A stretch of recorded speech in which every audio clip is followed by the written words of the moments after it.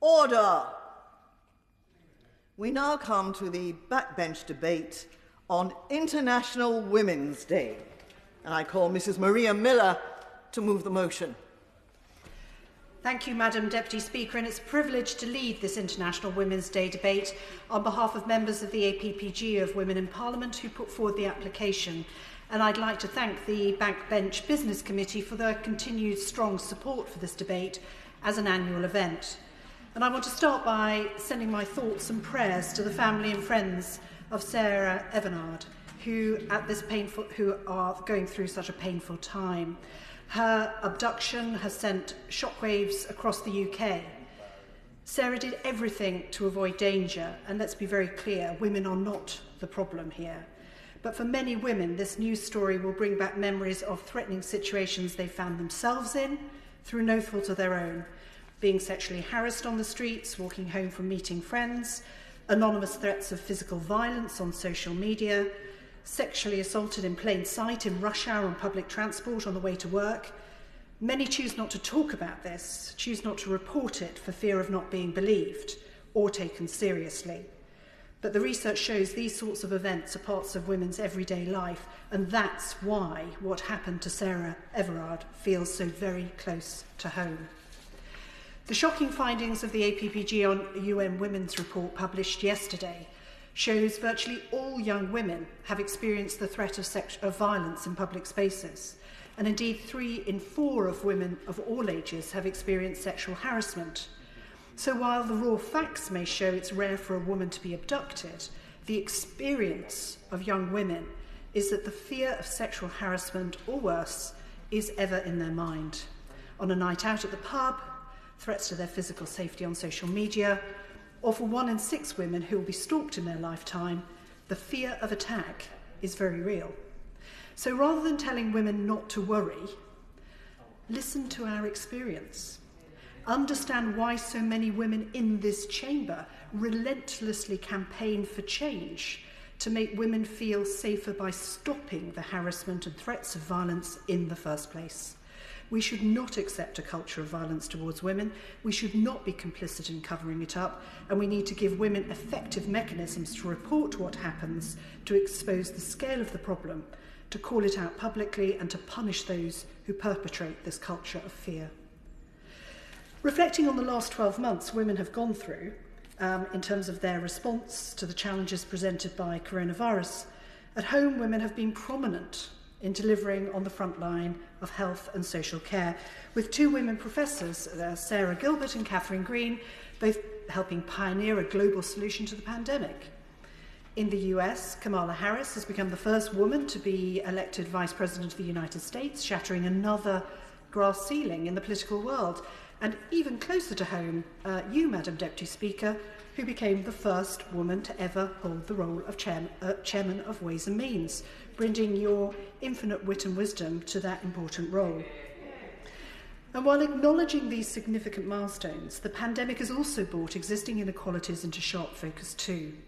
The pressures women have faced balancing work with homeschooling and childcare. Domestic abuse cases have spiralled up 83%, and when it comes to job losses, women have faced a heavy toll, with those aged 25 to 34 facing the highest unemployment rise.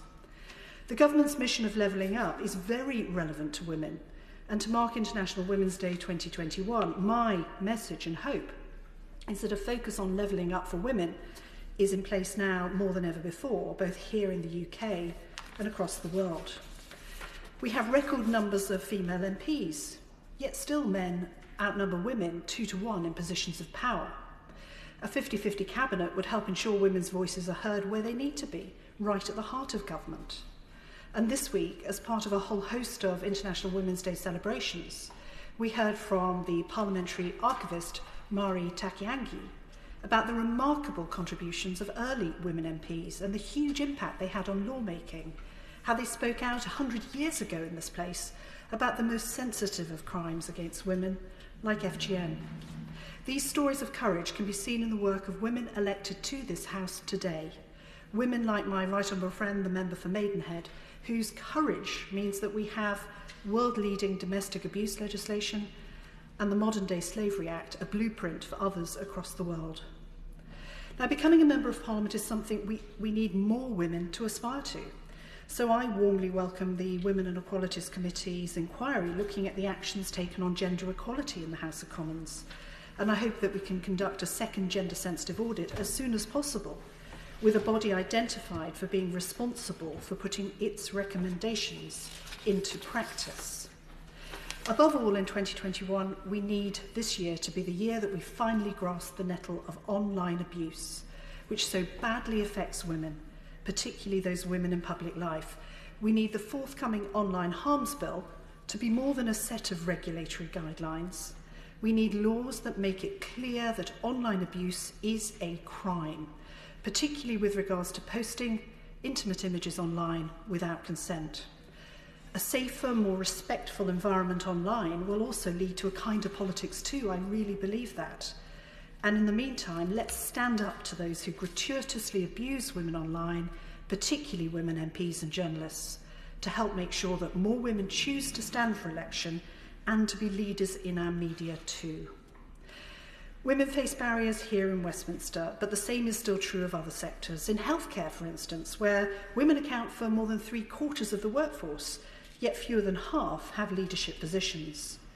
An out-of-date workplace with a presenteeism culture does little to support women, particularly when they've had children. So it was helpful to see the Birmingham Business School conduct research through the pandemic to show flexible working can improve productivity. We need as a nation to adopt flexible working as standard as part of levelling up for women and delivering a truly modern British workplace shaped around the whole workforce. And we need to look closely at Parliament, at what we should retain from the last 12 months of changed ways of working so that we can play our part in modernising our workplace too. In levelling up, we need to provide pregnant women and new mothers better protections to stop them being pushed out of work simply for being pregnant. The IFS showed that 1 in 4 pregnant women felt discriminated against in the last year. Outlawing pregnant women from being made redundant, as they do in Germany, would help so many women stop falling out of the labour market into low-paid work when they have children. And in this mission of levelling up for women, our voice on the global stage will be just as important. The Prime Minister has been a long-time advocate for girls' education, as central to levelling up for women across the globe. And as the Foreign Office considers its new role, including championing international development through open societies, we need to continue to take forward this principled commitment to girls' education, alongside the UK's internationally acknowledged role in outlawing the other inequalities and abuse that women face. Things like abuse in conflict zones, forced marriage, and the lack of a host of other basic human rights. With the UK leading the G7 this year, there is a truly unique opportunity for our country to show leadership on the global stage in promoting gender equality. Having the UK government ratify the ILO Violence and Harassment Convention, the first international labour instrument which recognises the right of everybody to work free from violence and harassment, would be an act of leadership and an appropriate start. So, Madam Deputy Speaker, let's celebrate an astonishing year for women and call for a commitment to level up for women across the UK and across the globe for a fairer society for everybody. Thank you. Thank you. The question is, as on the order paper. It will not surprise honourable members to know that there are well over 60 people who wish to participate in this afternoon's debate, and therefore I'm afraid we have to start and remain with a time limit of just 3 minutes. Harriet Harman. Thank you, Madam Deputy Speaker, and I thank the Right Honourable Member for Basingstoke for getting this debate, and I agree with absolutely every single word she said in her excellent speech. This International Women's Day debate comes in the shadow of the menace of male violence against women. I'm sure we all feel the same as the Home Secretary when she said she's deeply saddened by the developments in the Sarah Everard investigation, and we all hope against hope that we will not hear the news that we all dread. But at the same time as the sadness, there's real anger amongst women at the threat that they face on a daily basis. And this is not to spread alarm, this is to spell out the reality Here we are in the 21st century in a country where women and men expect to be equal, but we are not. Women, particularly young women, are terrified of the threat of male violence on the streets. Men who try and get them to get in their car, who try and get their number, who follow them, who film them, who won't take no for an answer. Every young woman, every day, walks under this threat. So they adopt a myriad of strategies just to get home from work in the dark, choosing the busiest route even if it's longer, keeping their keys in their hand, trying to go with someone rather than alone, getting a friend or their partner to map their location on a phone app, phoning on the way home so they know they're expected. So women will find no reassurance at all in the Metropolitan Commissioner's statement that, and I quote, "It's extremely rare for a woman to be abducted off the street." Women know abduction and murder is just the worst end of a spectrum of everyday male threat to women. When the police advise women don't go out at night on their own, women ask, why do they have to be subjected to an informal curfew? It's not women who are the problem here, it's men. And the criminal justice system fails women and lets men off the hook. Whether it's rape or whether it's domestic homicide, women are judged and blamed. Why was she on a dating app? Why was she out late at night? Why had she been drinking? What are those flirty messages on her phone? And men find excuses, raking up her previous sexual history in court to try and tarnish her character and prejudice the jury. So let's hear no more false reassurances. Let's have action. Next Monday, we're going to be debating in this House the Police Crime Sentencing and Courts Bill. That is the chance for this government to banish the culture of male excuses from the criminal justice system and instead of blaming women, start protecting them. I thank the Mother of the House for her very powerful speech, as ever. We now go to the Chairman of the Equalities Select Committee, Caroline Noakes. Thank you, Madam Deputy Speaker, and it is a pleasure to follow the Right Honourable Member for Camberwell and Peckham, who does so much in this place to champion women. Last year, in this debate, we were not learning how to run a parliament remotely, and none of us had ever considered being able to contribute to a debate whilst also admiring the cobwebs on our own light fittings. So in the spirit of celebration, I'm going to think of uplifting things to start. The sheer fact that this centuries-old institution has learned to flex and change, adapt to Zoom and remote voting. I thank my right honourable friend, the chair of the Procedure Committee, for having driven that agenda forward. We have seen more women contributing more often in Commons debates, more female voices in our chamber, whether physically present or not, and that I celebrate. We've seen stunning contributions and campaigns from women right across this House and across Parliament, making desperately needed amendments and improvements to the Domestic Abuse Act. We've seen women outside Parliament, like Kate Bingham, run the Vaccines Task Force determinedly, making sure that we got that rollout.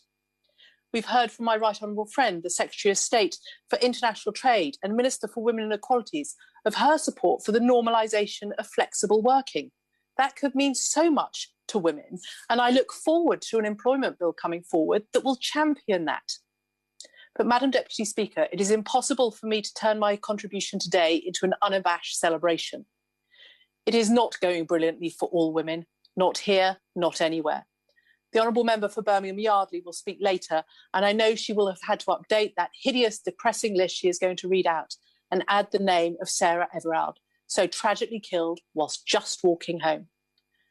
Overnight, we've seen an outpouring of stories from women about keys, headphones, clothes, sticking to lit streets.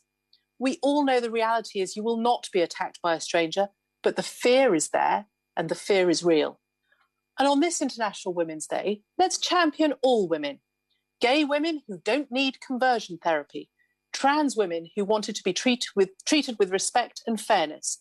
And remember, they are the ones most likely to suffer domestic abuse. And I wish to reference the work of the Select Committee and the report published on the gendered economic impact of COVID, reinforced yesterday by the publication from the ONS, which confirmed women have indeed suffered a greater economic impact from the pandemic, more likely to be furloughed than their male colleagues, more likely to be employed on a part-time contract and not entitled to statutory sick pay, less confident that they will not be made redundant. We no longer have to look at health policy in the round because of the announcement this week of the Women's Health Strategy and that call for evidence. But we still apparently have to look at economic policy in the round and cannot accept data from the ONS that women have been harder hit economically. So we will not get a female employment strategy, and I do not celebrate that. Thank you. Now we go to Paisley. Mary Black. Thank you, Madam Deputy Speaker. And I want to echo the comments that have been previously made with regards to the horrific news we're hearing about Sarah Everard. My thoughts go out to her and her friends and her family. We know that celebrating women for one day alone is not enough. Women's issues are not challenges in the periphery that can be addressed in isolation. Frankly, the problems women face are firmly embedded in our everyday politics, our everyday systems and our everyday lives. Year after year, we see that the overall experience of women largely remains the same, still more likely to experience inequality, poverty and abuse. As is the case with all forms of oppression, understanding how women are held back requires an ability to reassess everything as we know it, but through a different lens. For example, we know that women make up the majority of part-time employment. So when we create an economy where that work is often low paid and insecure, is it really a surprise when women disproportionately suffer the consequences of that? When we've got a budget that won't see the implementation of a real living wage, we know the consequences are going to disproportionately affect women. When we have a stigmatising social security system with things like the rape clause in place, are we actually helping women? Now, I don't want to sound ungrateful for the progress that we have seen. Organisations like Rape Crisis and Women's Aid serve to educate me as they do inspire me. But as policymakers, we've got to reflect on whether we are giving them the support they need and consider if we're treating their opinions with the value that they deserve. The inequality, harassment and poverty that women disproportionately experience does not come about by nature. It is enabled by our institutions and our culture. The human beings are varied and complex, and intersectional feminism provides a greater level of clarity as to how inequality can impact different people. So, for example, the experiences of a woman with a disability will likely vary from the specific experiences of a woman of colour. It is only by taking the time to look through these additional lenses that we can begin to unpick what enables this inequality, but also learn how we can better support each other as women. Rather than trying to awkwardly cram women into institutions that undervalue them and structures that were built long ago for men and by men, instead, we need to reimagine and reorganise those very structures, but this time build them with women, especially marginalised women, at the heart of everything that we do. Thank you. Karen Bradley. Thank you very much, Madam Deputy Speaker. Can I start by referring to my entry in the Register of Members' Interest? Can I also say how great it is to see we have the Chairman of Ways and Means, a woman, in the chair, and to congratulate my right honourable friend on securing this important debate. When I left this morning and told my husband I was speaking in the International Women's Day debate, he said, but that was on Monday. And I said, well, unfortunately, we didn't get time on Monday to debate this. So I'm very pleased that we're debating it today. I have a very short time, so there's just two issues that I want to touch on. And the first is about the UK's global leadership in our role in combating abuse of women globally. I was a minister in the Home Office, and as the Minister for Preventing Abuse, Exploitation and Crime, I can assure everybody in this chamber that I saw some of the most grotesque and horrific crimes that can be inflicted, and all too often they were inflicted on women. Breast ironing, female genital mutilation, for forced marriage, things that were done to women and forced on women around the world, things that should never happen to any woman. Now, it is the UK that has had global leadership in this area, and I worry enormously by the mood music, shall we say, coming out from government around our commitment to overseas aid, that we are not committed to these areas in the way that we once were. It is the UK's leadership that has meant that we have seen reductions in these horrific crimes.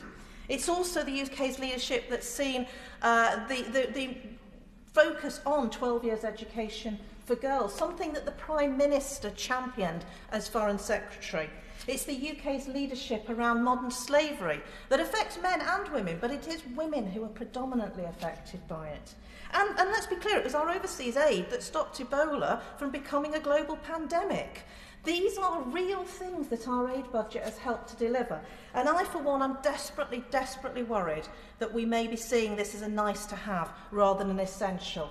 So I call on the government to make sure that we have a debate on this matter and that there is a vote so that parliamentarians can have a chance to have a say on this manifesto commitment. I then want to turn quickly to Parliament and this place. And in my role as the Procedure Committee, I'm very grateful to my right honourable friend, the Chair of the Women Equalities Select Committee. But it has been fantastic to see the way that Parliament has adapted. We didn't want to be in this situation in Parliament. Parliament didn't want to be sitting 2 metres apart, but we've had to. And we've adapted to it, and it's women who actually have benefited. Evidence to the committee has shown that more women have utilised virtual participation than male members. More women have been able to enjoy the benefits of perhaps an even more family-friendly house. Now, we were coming to the end of our roadmap. We're coming to the point where we end lockdown. I think we should look carefully at the things that we've done over the last 12 months and see what would work for the future. Yeah. Thank you. Now we go to Christina Rees. Thank you, Madam Deputy Speaker, and it's a pleasure to see you in the chair. It's a great privilege to be the first female MP for Neath. I wouldn't be here if it wasn't for the first female General Secretary of Welsh Labour, Baroness Anita Gale of Blaen Rhondda, fighting for all women shortlists. My honourable friend for Newport East succeeded Baroness Gale, and the current General Secretary is Louise McGee, 3 inspirational female leaders. Gwenda Thomas, the first and only female Senedd member for Neath, is a staunch advocate for equal opportunities. Margaret Coleman, widow of former Neath MP Donald Coleman, is the busiest octogenarian in Neath. Catherine Jenkins, renowned soprano, Sian Phillips, famous actress and singer Bonnie Tyler are from Neath.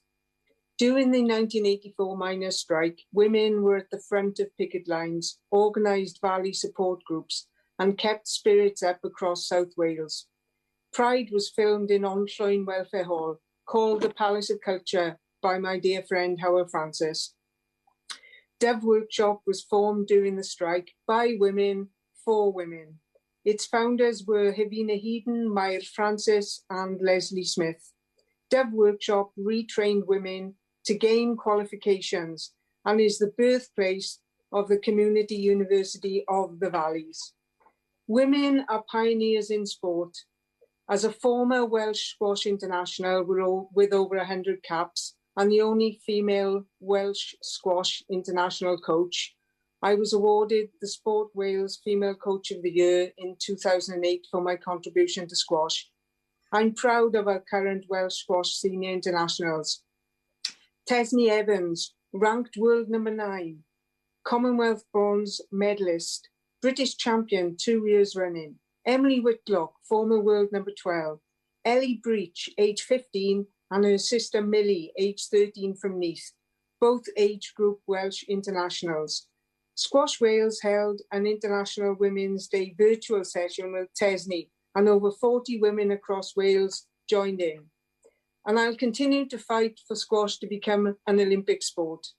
My friend Brethan Howell, captain of Seven Sisters RFC ladies section, a Welsh international and Ospreys player, is a fighter for women's equality on and off the field. I am proud to be patron of Seven Sisters Ladies RFC. As a Labour and Cooperative MP, I will miss my dear friend Karen Wilkie, who is retiring as Deputy General Secretary of the Cooperative Party in June after 20 years of loyal service. And I thank my daughter Angharad from the bottom of my heart for her love and support. Angharad is my world, Madam Deputy Speaker. I know. Andrea Leadsom. Thank you, Madam Deputy Speaker. Today I feel pretty angry and sad. Angry that women walking home in the dark have to be scared of the person walking closely behind them. And sad because for far too many women, even getting home safely doesn't mean they're safe from harm. So I say to all colleagues right across the House, let's never let party politics get in the way of protecting women and girls. But I want to use my short time today to raise an issue that would help women, and that is making flexible work standard.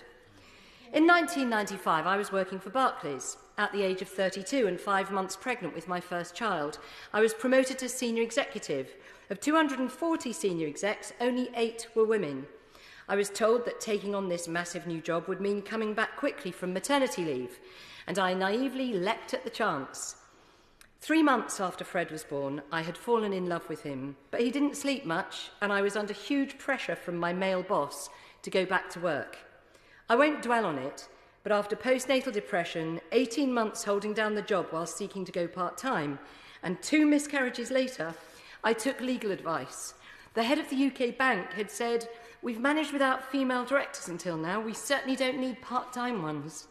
So I was advised to sue for constructive dismissal and sex discrimination. But blissfully for me, I was now pregnant with Harry, and this precious pregnancy was not worth the stress of a court case. So I took VR. The reason I could sue is because even then, employers were not allowed to refuse to consider part-time work. And 25 years on, that is still the case, but the 21st century demands change. So I will happily give... Apologies, Madam Deputy Speaker, but doesn't my honourable friend not agree with me that this is one of the many reasons why we should protect pregnant women, such as the case that you're talking about, from being made redundant? Well, I completely agree with my right honourable friend, and I absolutely agree with everything she said in her remarks. So, Madam Deputy Speaker, during my time in Bays, a top priority was to make the UK the best place in the world to work by encouraging flexible working as standard, transparency of employment terms and regular working hours. I plan to bring it forward in the Employment Rights Bill, where applicants could propose their own working day as opposed to the employer setting the terms. Whether you work in a supermarket or behind a desk, you should have the right to request a working pattern that suits you without negative consequences. Of course, employees can already request flexible working, but as I found, many fear to do so because of repercussions on their job security. And flexible as standard can also be a huge advantage for employers. If job ads don't specify fixed working arrangements, then applications will come from a much wider and more diverse pool of candidates. Employers must, of course, be able to refuse unrealistic offers, but enabling flexible as standard will, in my view, improve quality of life as well as productivity and diversity in the workplace. Now, we know that women provide the majority of part-time workers and also the principal caring roles, so capturing all their talents will benefit both our economy and our society. So as we look to build back better, let's put flexible work as standard at the heart of our recovery. Thank you. Now we go to Angela Crawley. Thank you, Madam Deputy Speaker. And as always, it is a pleasure to speak on International Women's Day debate. International Women's Day gives us the opportunity to reflect on the contribution that women make here and around the globe, to look how far we've come in the fight for equality and the distance we yet have to travel. Of course, this debate is set in a time like no other. The last 12 months have been incredibly difficult for all of us. COVID has brought disruption, worry, and to some, it has brought heartbreak. It's also exacerbated the inequalities that are present through the pandemic, and the means to challenge these things has been hampered by the outbreak of this pandemic.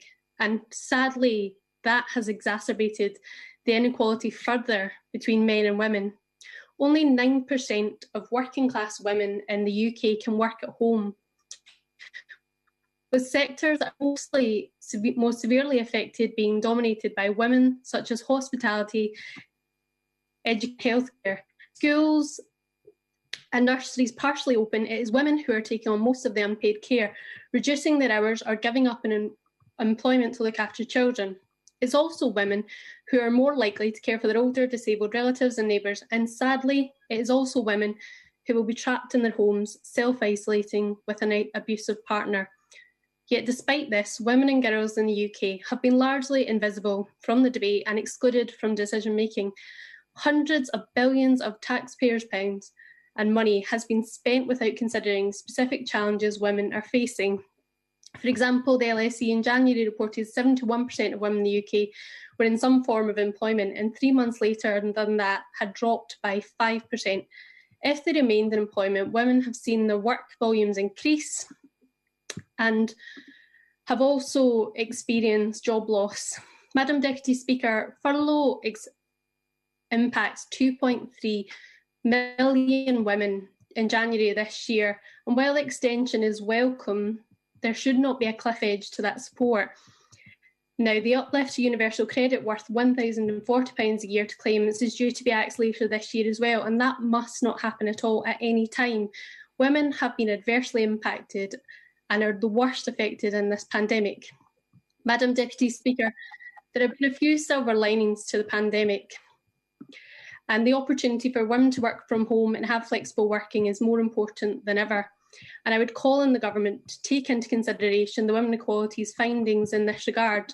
And lastly, I would like to end with a quote regarding the issue. How often have we said to a friend on the way home, "Be safe, text me when you get home"? The fear alone should tell us we have a problem.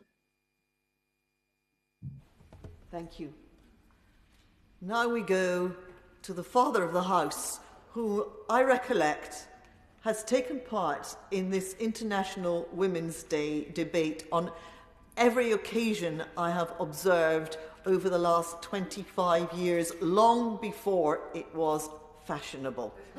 Father of the House, Sir Peter Bottomley. Madam Deputy Speaker, that's probably because my mother thought she would have been a better MP than I have been. And my wife and my daughters and granddaughters probably are certain they could be too.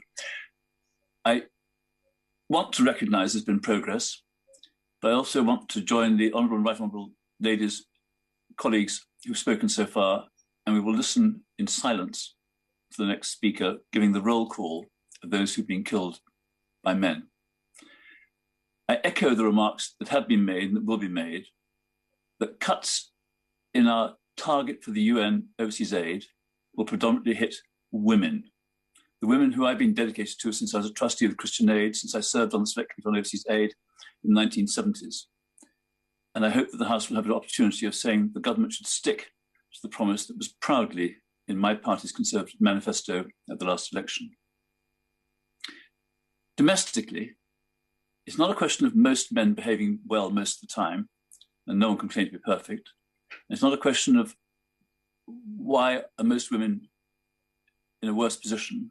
The fact is that we all need to change, and I hope that we can get to the stage when I don't have to carry a whistle on my keys, and my daughters and granddaughters don't have to either. People need to feel safe at work, when travelling, and in their domestic circumstances. And for that, we need to find a way of people having both the patience and the courage to challenge behaviours in ourselves and in others, which make other people both feel threatened and to suffer violence, whether physical or mental or economic. I would like people to be able to be people. I recognise that we may be men, we may be women, we may be female, maybe male, we may be mixed, we may have other orientations or feel differently. That's not the point. The point is that we should be safe, we should be secure, we should be able to talk, and for that we need to encourage each other. I hope that the elements of this debate will be reported in the newspapers as with practical suggestions of what we can see in ourselves and what we can see around us. As Dr. Richard Stone, who is one of the assessors with Sir William Macpherson on the Stephen Lawrence inquiry, said in relation to housing, too often we ask the victims to put things right. He said it's normally white middle-class men in full-time jobs who have the power. It's our responsibility to make sure that we join with others to make life better, whatever our age, whatever our stage, whatever our race, whatever our background, whatever our religion. People need to be safe, and it's women at the moment who don't feel safe. I'm glad to have contributed, and I hope to learn from what I will hear in a moment. Thank you. I thank the Father of the House for his contribution and for his constant support for this debate taking place here in this chamber, for which we have had to fight over the years, and for his constant support also for the matters that are discussed here. I'm now going to temporarily suspend the time limit because I appreciate that the Honourable Member for Birmingham Yardley is going to read a list of names. Honourable members will know that the reading of lists is prohibited in this chamber, but Mr. Speaker has given special dispensation, as has happened in previous years, to the Honourable Lady to read this particular, very sensitive and very important list. Jess Phillips. Thank you, Madam Deputy Speaker, and thank you to all in the Speaker's offices for their consideration. It shows that Parliament, I think, is very committed to this issue. In this place, we count what we care about. We count the vaccines done, we count the number of people on benefits, we rule or oppose based on a count, and we obsessively track that data. We love to count data about our own popularity. However, we don't currently count dead women. No government study is done into the patterns every year of the data of victims of domestic abuse who are killed, die by suicide or die suddenly. Dead women is a thing we've all just accepted as part of our daily lives. Dead women is just one of those things. Killed women are not vanishingly rare. Killed women are common. Dead women do count, and thanks to the brilliant work of Karen Ingala-Smith and the Counting Dead Women Project, and the academics and charities working on the Femicide census, these women's lives and the scale of male violence against women can be known. Since last year on this day, these are the women killed in the UK, where a man has been convicted or charged as the primary perpetrator in the case.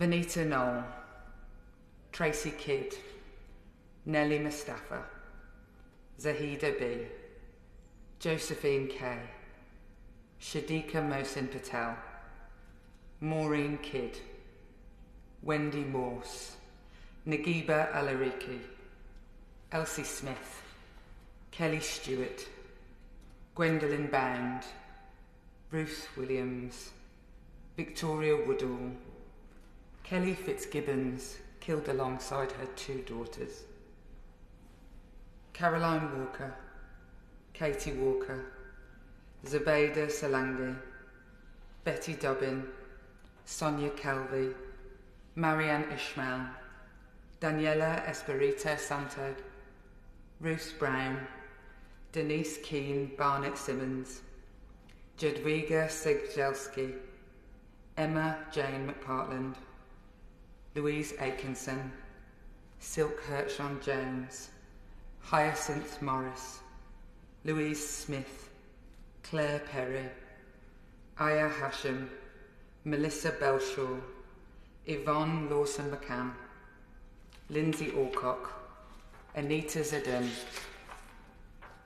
Nicoletta Zadun, Mandy Houghton, Amy Leanne Stringfellow, Biba Henry, Nicole Smallman, Dawn Bennett, Gemma Marjoram, Carolina Zia Vincian, Rosemary Hill, Jackie Hoadley, Cole May Loy, Kerry Woolley, Shelley Clark, Bernadette Walker, Stella Frew, Dawn Fletcher, Deborah Jones, Patricia Wybeck, Theresia Gordon, Esther Egbon, Suzanne Baird, Belvinda Gahir, Linda Cooper, Lorraine Cox, Suzanne Winnister, Maria Howarth, Abida Karam, Saman Mir Sanchavi, Vayan Mangrio,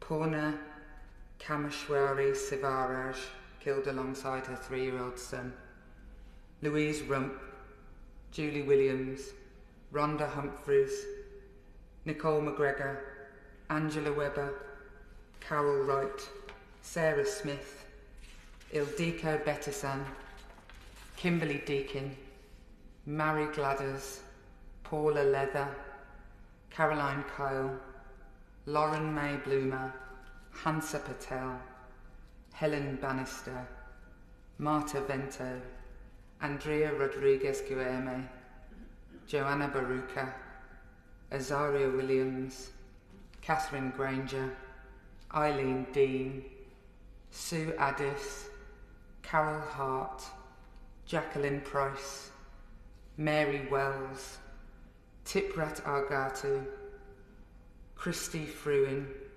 Sawed Belaha, Anne Turner, Nataya Elliott Cleverly, Rosemary Tinton, Ranjit Gill, Helen Joy, Emma Robertson, Nicole Anderson, Linda Maggs, Carol Smith, Sophie Moss, Christina Rowe, Suzanne Hanaby, Michelle Lizanek, Vyaslora Mesjuarska, Judith Rayard, Anna Oskienkova, Tina Eyre, Katie Simpson, Benelin Burke and her 2-year-old daughter, Samantha Heap, Geeta Goyal, Imogen Buyazjuk, Beijing Zhu.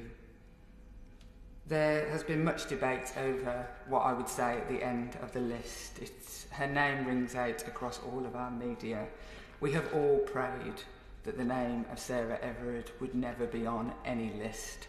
Let's pray every day and work every day to make sure nobody's name ends up on this list again. Thank you. We now go to Nia Leachy. Thank you, Madam Deputy Speaker, and thank you to the member for Birmingham Yardley who, well, there are no words at all. I wanted to talk about the influence that women in my life had had. I can honestly say in my life where I've chosen parts of my career that are male dominated, that I have had nothing but support from the male colleagues, friends and family members in my life. And I wouldn't be here today if it wasn't for their wholehearted support. But we need to remember that we don't have that support from every man in society. And we've come a long way in the UK, but we still have a long way to go, not only in this country, but across the world.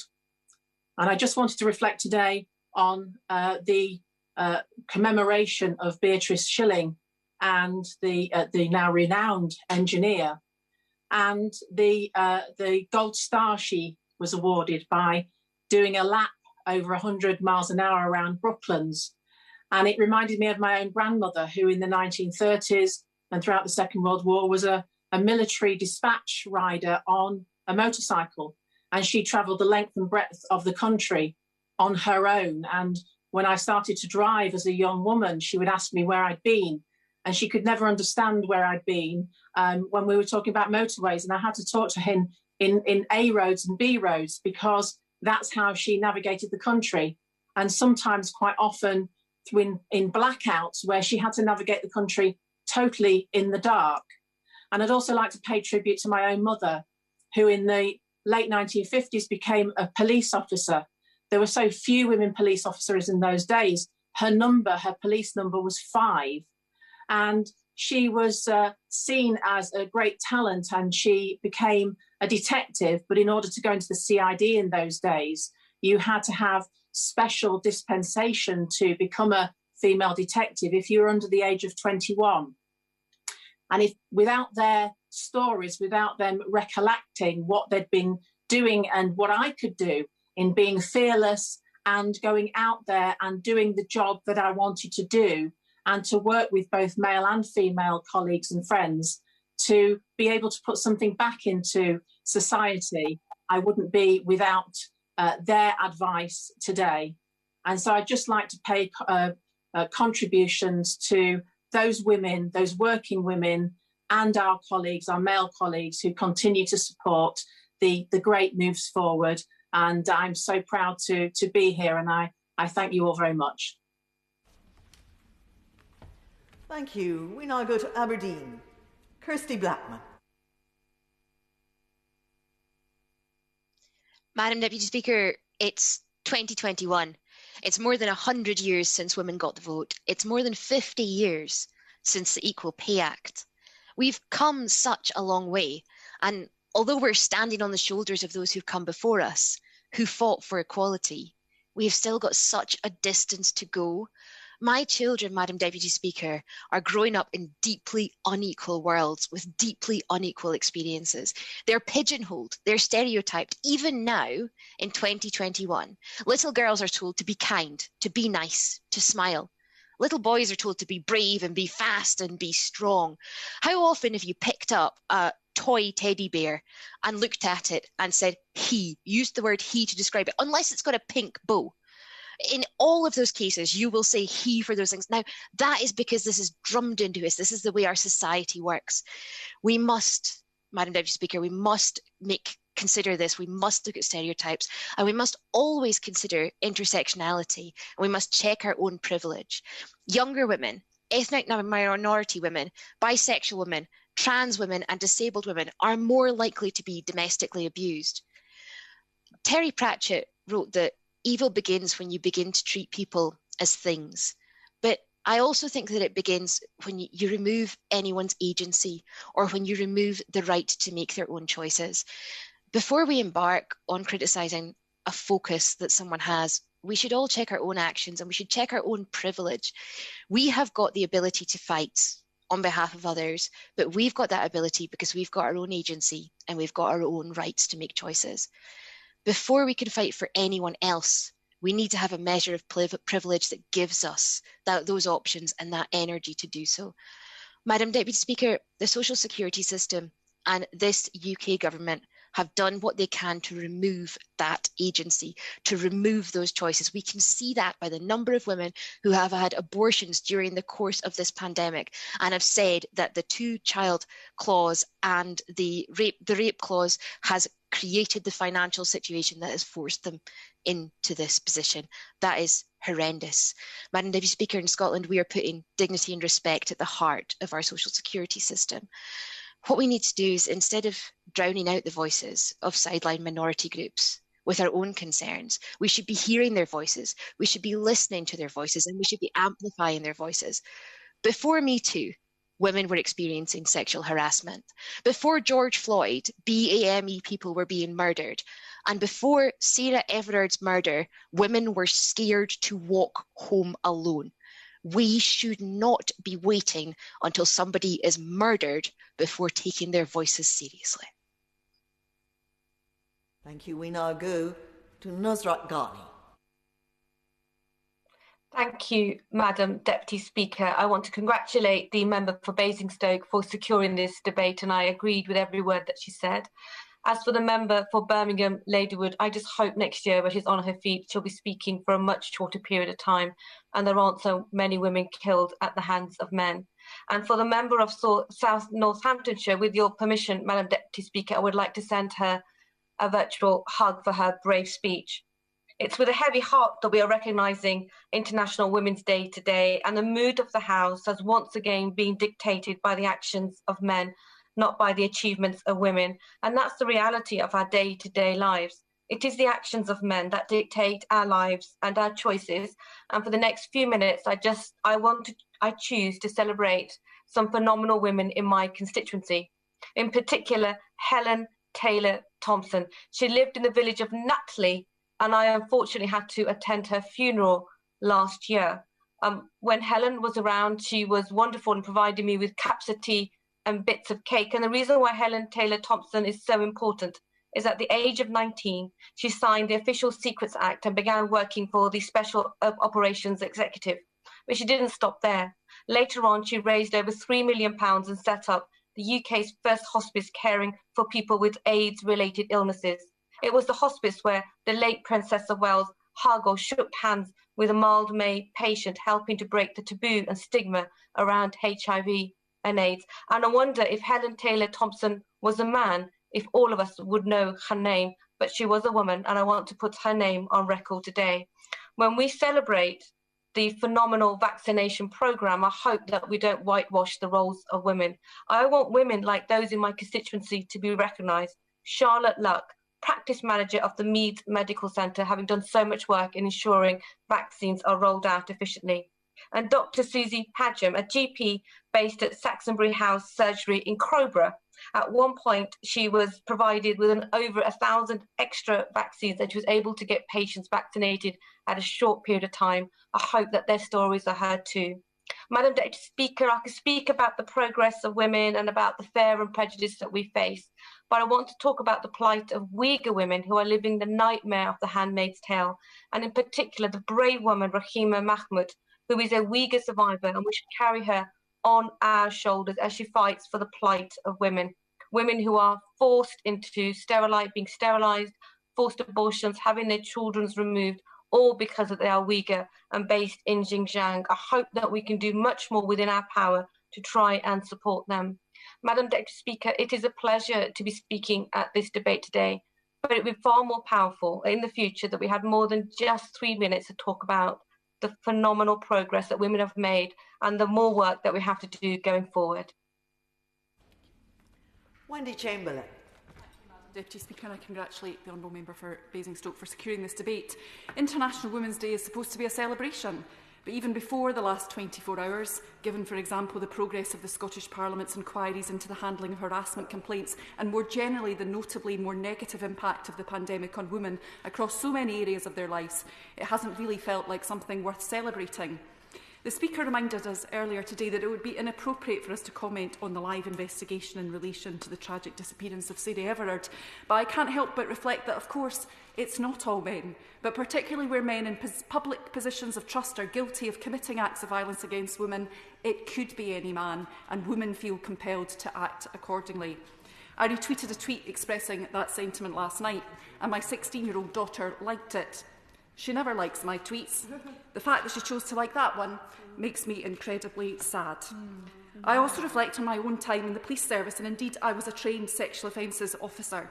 Early in the 2000s, I recall my force ran a bus advert in Edinburgh advising women to think about what they drank and who they were with when socialising. Basically a plan to prevent sexual assault. And in my early 20s, as I was then, I probably thought that was reasonable. It shows how conditioned we all are. As part of my sexual offences role, I was responsible for taking the victim's statement and then attending any medical examination. Securing evidence, productions and maintaining a chain of evidence is crucial, but I also witnessed the impact of this initial investigation on the women involved.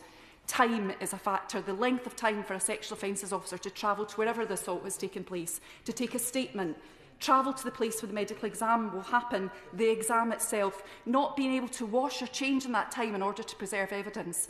It's an incredibly evasive process. No matter how empathetic the investigating officer is, and I like to think I always was, they're not your friend, they're not your family member. And the real tragedy is that a lot of the time, all that comes to absolutely nothing. And of course, that's just in the cases of those women who feel able to contact the police and disclose in the first place. So how do we choose to challenge? The challenge to the government is pass the domestic abuse bill. It's been in the offing for 4 years. Legislate to make misogyny a hate crime. Make sure that those occupying positions of trust are people we really can trust. Men need to step up. They need to be active allies. International Women's Day is just as much about my 13-year-old son as it is about my 16-year-old daughter. And the final challenge is to ourselves, because we need to do much more to ensure that when we are talking about women, when we are talking about discrimination and violence, that we are inclusive. Wen Ying Lin, 16, died on Friday at her family's takeaway restaurant in Wales. The man accused of her murder appeared in court this morning. At the root of much of our debate around single-sex spaces is the fear of sexual violence perpetrated by men. Changing men's behaviour changes that debate. And that, on International Women's Day, is a challenge that faces us all. Sir Bernard Jenkins. I thank my right honourable friend for Basingstoke for organising this debate and for it's a privilege to take part in it. And I am the representative man that is here to take the punishment and the blame. And I do that. I don't shirk from that responsibility, because despite everything that's been achieved for women's rights, this debate proves that this is not a job that has been done. It is still very much a job to do. And in my lifetime, I think of things that have changed that, in retrospect, are astonishing that they were allowed to persist in the modern age, like the right for a woman to claim she has been raped by her husband. The main point I want to make is about this male blindness which still persists, which can so easily distort decisions. We need a political settlement in which it's possible impossible for decisions to be made which fail to recognise that while men and women are equal, we have very different life experiences, which means we need more women in the room when decisions are being formed. Look at this COVID crisis, how disadvantaged women have been in this COVID crisis, and how much do we think the government has been able to recognise that. If we want more women ministers, I say to my colleagues on this side of the House, we need more women MPs. I was tasked by David Cameron when he first became leader to increase the number of women candidates who could win Conservative seats. Up until 2010, we only had 9% of women on the Conservative benches. When Theresa May was first elected to this House, she was one of only 13 women Conservative members, at the same time as the Labour Party had 101. Today, we still only have 25%, and I'm very proud of that very rapid improvement, but that's not enough. Can I just point out to my male colleagues, half the population are women. So I applaud the Prime Minister's November statement that we should have a 50-50 Parliament. But how are we going to get there? Who stands in the way? It is the Conservative Party, because we are not making this happen. Is the only way by legislation? I hope not. But we men have to understand why so few women come forward, why so many women MPs feel hounded and belittled by our political and social media culture, and why most women tend to have shorter political careers than men. I urge my male colleagues to join the Prime Minister in this ambition. This is not just a women's issue. We men have to help make this happen if we believe in it, or else the men are still the problem. Rosie Duffield. Thank you, Madam Deputy Speaker. Our International Women's Day debates are usually a chance for us to celebrate our achievements, our pioneers, our trailblazers, those fearless glass ceiling smashers. We sigh and roll our eyes in frustration about how much further we still have to go. We remember that in contrast to the 5,000 or so men who've sat here, still only 520 women ever have. But then we buck ourselves up, rally other women, encourage them, ask them to stand, cheer those who persist, be positive and push ourselves even further, looking forward still to the changes that are surely only just around the next corner. But not today. Today is for Sarah. I wish we could all tell her just how angry we all feel. I wish she could see how much she has touched our lives and that we continue to keep her in our prayers. The women here know that this is the day we hear the wonderful member for Birmingham Yardley read out that list. We bring tissues. We prepare ourselves mentally as well as we can to hear the names of all the women killed by men since she last read us that horrific list. We will ourselves not to cry in this place, but it is almost impossible not to be overcome as those names echo around this chamber. Ordinary and extraordinary women, mothers, daughters, sisters, grandmothers, aunts, cousins, colleagues, best friends, neighbours, all loved, all the centre of someone's world. We know the statistics all too well. We know that every single day, every single week, pandemic or not, women are murdered by men. A very quick and basic search on a phone will reveal headlines such as 3 women a week killed by domestic violence during lockdown. Domestic abuse killings more than double amid COVID-19 lockdown. Calls to women's helplines soar during lockdown, and it goes on and on and on. The outpouring of collective rage over the last 24 hours shows that women are tired. We are tired of having to preempt possible violence, tired of having to risk assess every ordinary, everyday action, every hour of every day of our lives. We are tired of having to explain and justify every simple choice we make, opinion we hold, every aspect of our appearance. We're sick of our voices going unheard, our calls for action being dismissed and delayed, sick of rules being changed to exclude us, even in the oldest and most seemingly noble of our long-established institutions. Sarah Everard has reignited a fire within us, much like George Floyd did. Enough is enough. We must take a long, hard look at society, at social media, at misogyny, at violence, at ourselves, and let's hope that next year's list is virtually non-existent. It's really painful to see the revelations brave women are individually making on platforms like Twitter. Every woman I know will have a similar story. If, as a man, you're reading some of those stories and are moved by them or shocked and upset, I promise you that the women in your life will all have lived some of those experiences themselves. Some of those experiences just need to be listened to. Thank you. Thank you. Now we go to Laura Trott. Thank you, Madam Deputy Speaker, and it's a pleasure to see you in the chair today. And I congratulate the Right Honourable Member for Basingstoke for securing this important debate. Now, as the first female member for Sevenoaks and Swanley, I was going to use my time today to talk about women in the COVID recovery and the need for flexibility in the workplace. And I strongly support all that my Right Honourable friend, the member for South Northamptonshire, had to say. But I want to follow the Honourable Member for Canterbury in talking about the heartbreaking case that we've seen and the developments in the last 24 hours. What we've seen online is an outpouring of grief, of people's stories about the harassment and violence that they've been subject to over a number of years.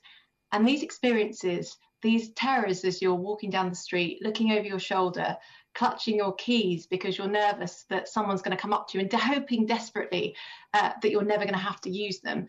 These, sadly, are universal experiences. The Commissioner said yesterday that such cases are rare, and yes, thankfully it is rare that women are abducted in the country. But the roll call from the member for Birmingham Yardley is devastating. And incidents of women being harassed are nowhere near rare enough. A recent report from UN Women UK shows that almost all women have been sexually harassed. We must do more to address this. Now, the Police Crime Sentencing and Courts Bill has arrived in the House, and I'm pleased at its proposal to extend the minimum term for sexual and violent offenders and the power to end automatic early release. But I do want the government to consider ending the standard determinant sentences for rape so that the parole board is always involved before these perpetrators are let out into the public. The domestic abuse bill, thankfully, is progressing well through Parliament and will create a legal definition of domestic abuse to provide clarity that domestic abuse can be financial, verbal and emotional, as well as physical and sexual, and that critically it's about patterns of abuse over time. But more needs to be done. We've seen from the outpouring of grief, from the outpouring of upset, of worry, of concern, that this exhausting pattern needs to end. And I hope that the Violence Against Women and Girls strategy, which is forthcoming later this year, will look at what more we can do on police harassment and on the CPS prosecuting cases, because women have a right to feel safe. And it is about time that we made that a reality. Thank you, Madam Deputy Speaker, and I want to congratulate the members for Romsey and Southampton North and the member from Basingstoke for securing this debate. Madam Deputy Speaker, every 16 minutes a woman or a girl is abused, and every 3 days a woman is killed by a man. We heard the list read out by the member for Birmingham and Yardley. This is a crisis that we have to get to the root of. Inequality in society is fueling the killing of women. The bullying and silencing of women's voices contributes to the abuse that women receive. If a man was killed every 3 days, there would be investigations at every level of society. But unfortunately, every level of society, a man still holds the power, whether it be economically, politically, or within the media or the judicial system. One woman is killed every 3 days. But ask yourself this: what are we really doing about it? It is time for all those with power to stop being bystanders in this pandemic and get involved. Just yesterday we read about Sarah Everard, who it seems has been sadly killed. The suspect is a policeman that roamed the corridors of Parliament. I now have made a Freedom of Information request to establish how many police officers... Very careful what she says, please. I won't say any more than that. Perhaps you could go on to the next part of her speech. I take the point, Madam Deputy Speaker. I have made a Freedom of Information request to establish how many police officers have been investigated for domestic violence. And I recognise journalist Alexandra Heel, who won a Paul Footer Prize for uncovering the shocking stories of how police forces handle domestic abuse complaints against their own officers. Justice for Women highlighted the injustices faced by women who kill abusive partners. Why are so many women charged with murder as opposed to manslaughter if there is strong evidence of domestic violence? It is because predominantly men are making the judgments. In the recent case of Anthony Williams, sentenced to 5 years in jail for strangling his wife to death, she had her keys in her hand and she was trying to escape. Judge Paul Thomas said, in his view, Williams' mental health was severely affected at this time. This is ridiculous. In 2019, Judge Hayden said, I cannot think of any more obviously fundamental human right than a right of a man to have sex with his wife. Really, Justice Hayden? How about the fundamental right to life or the fundamental right to say no? Lord Justice Burnett said that the small number of sexism cases in courts gives a false impression. I say that all sexism in courts must be eradicated and judges removed. We need more men tackling male violence against women. We need judges to be barred if they are not to understand that any violence against women and girls is wrong. I welcome Baroness Hellick's amendment to the Domestic Abuse Bill, and I hope that the Minister will say that the government will support this amendment. We need to challenge and interrupt abuse at every level in society. So today I challenge to challenge the judiciary. The pool from which judges are drawn are too narrow. Retention of women are dismal because of abuse they suffer at every stage. Our judiciary is poorly served because of misogyny and discrimination. We ultimately need a more wider pool if we are going to change the culture and structure. Let's start with 3 Ps: prevent, protect and prosecute. Thank you, Madam Deputy Speaker. Thank you. Now we go to Marion Fellows. Thank you, Madam Deputy Speaker. I am fortunate. I'm a white, heterosexual, well-educated woman. I'm not a 50s born woman, and I am, as far as I'm aware, fit in mind and body. I was married to the same man for 47 years and jointly raised 2 sons and a daughter. After leaving university, I received the same salary as men I worked alongside throughout my working life. Other women are not so lucky. In the spirit of International Women's Day, I challenge the treatment of these less fortunate women today. I can only list a few. I was raised in a different era by my mother, who was born in 1919. I raised my family differently, and for my daughter, some things were easier for her than for me. We have laws now on equal pay, protected characteristics, and statutory maternity pay, which makes me wonder why last month the EHRC, in evidence to the Women and Inequalities Committee, described pregnancy and maternity discrimination as one of the most urgent threats to equality during this pandemic. Is this to be a never-ending fight, I ask myself?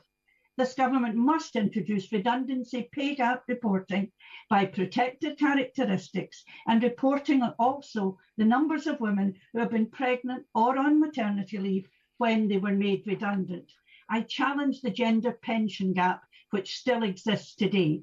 Women, particularly disabled, older, minority ethnic, from poorer socioeconomic backgrounds, and those with caring responsibilities are amongst those who will have lower lifetime earnings for one reason or another. The gender pension gap is around 40%, more than twice the gender pay gap of 17%. This leads to £7,500 per year less pension for these women on average. I also want, finally, to reference the results that have already been mentioned of a recent survey of 1,000 women commissioned by UN Women UK. Over 70% of UK women say they've experienced sexual harassment in public. Only 3% of women aged 18 to 24 said they'd not experienced any of the behaviours asked about. Only 4% of women reported these incidents, with 45% of women saying they didn't believe reporting would change anything. We all need to take this issue seriously. We are all aware of the tragedies that occur daily. We must make public places safer for all, and we must desist from victim blaming. Thank you. Now we go to Claire Coutinho. Thank you, Madam Deputy Speaker. And I want to thank the Honourable Member for Basingstoke for securing this debate, but also for her wider work championing women. I was recently looking at a BBC poll in the early 2000s about the greatest Britons of all time. And it's striking because only 13 out of the top 100 were women, and most of those were members of the royalty. This isn't because women can't be great explorers, scientists, or war heroes. It's because until relatively recently, we weren't afforded those opportunities. But what we've been through this past year and what we're still going through is like a war. And in previous wars, the great heroes would have been great men like the Duke of Wellington, Nelson, or Churchill. This time round, people will remember the names of Sarah Gilbert, Catherine Green, and Kate Bingham, and many more. But whilst I think it's always important to reflect on the progress we've made, today is a day to reflect on how much more we have to do.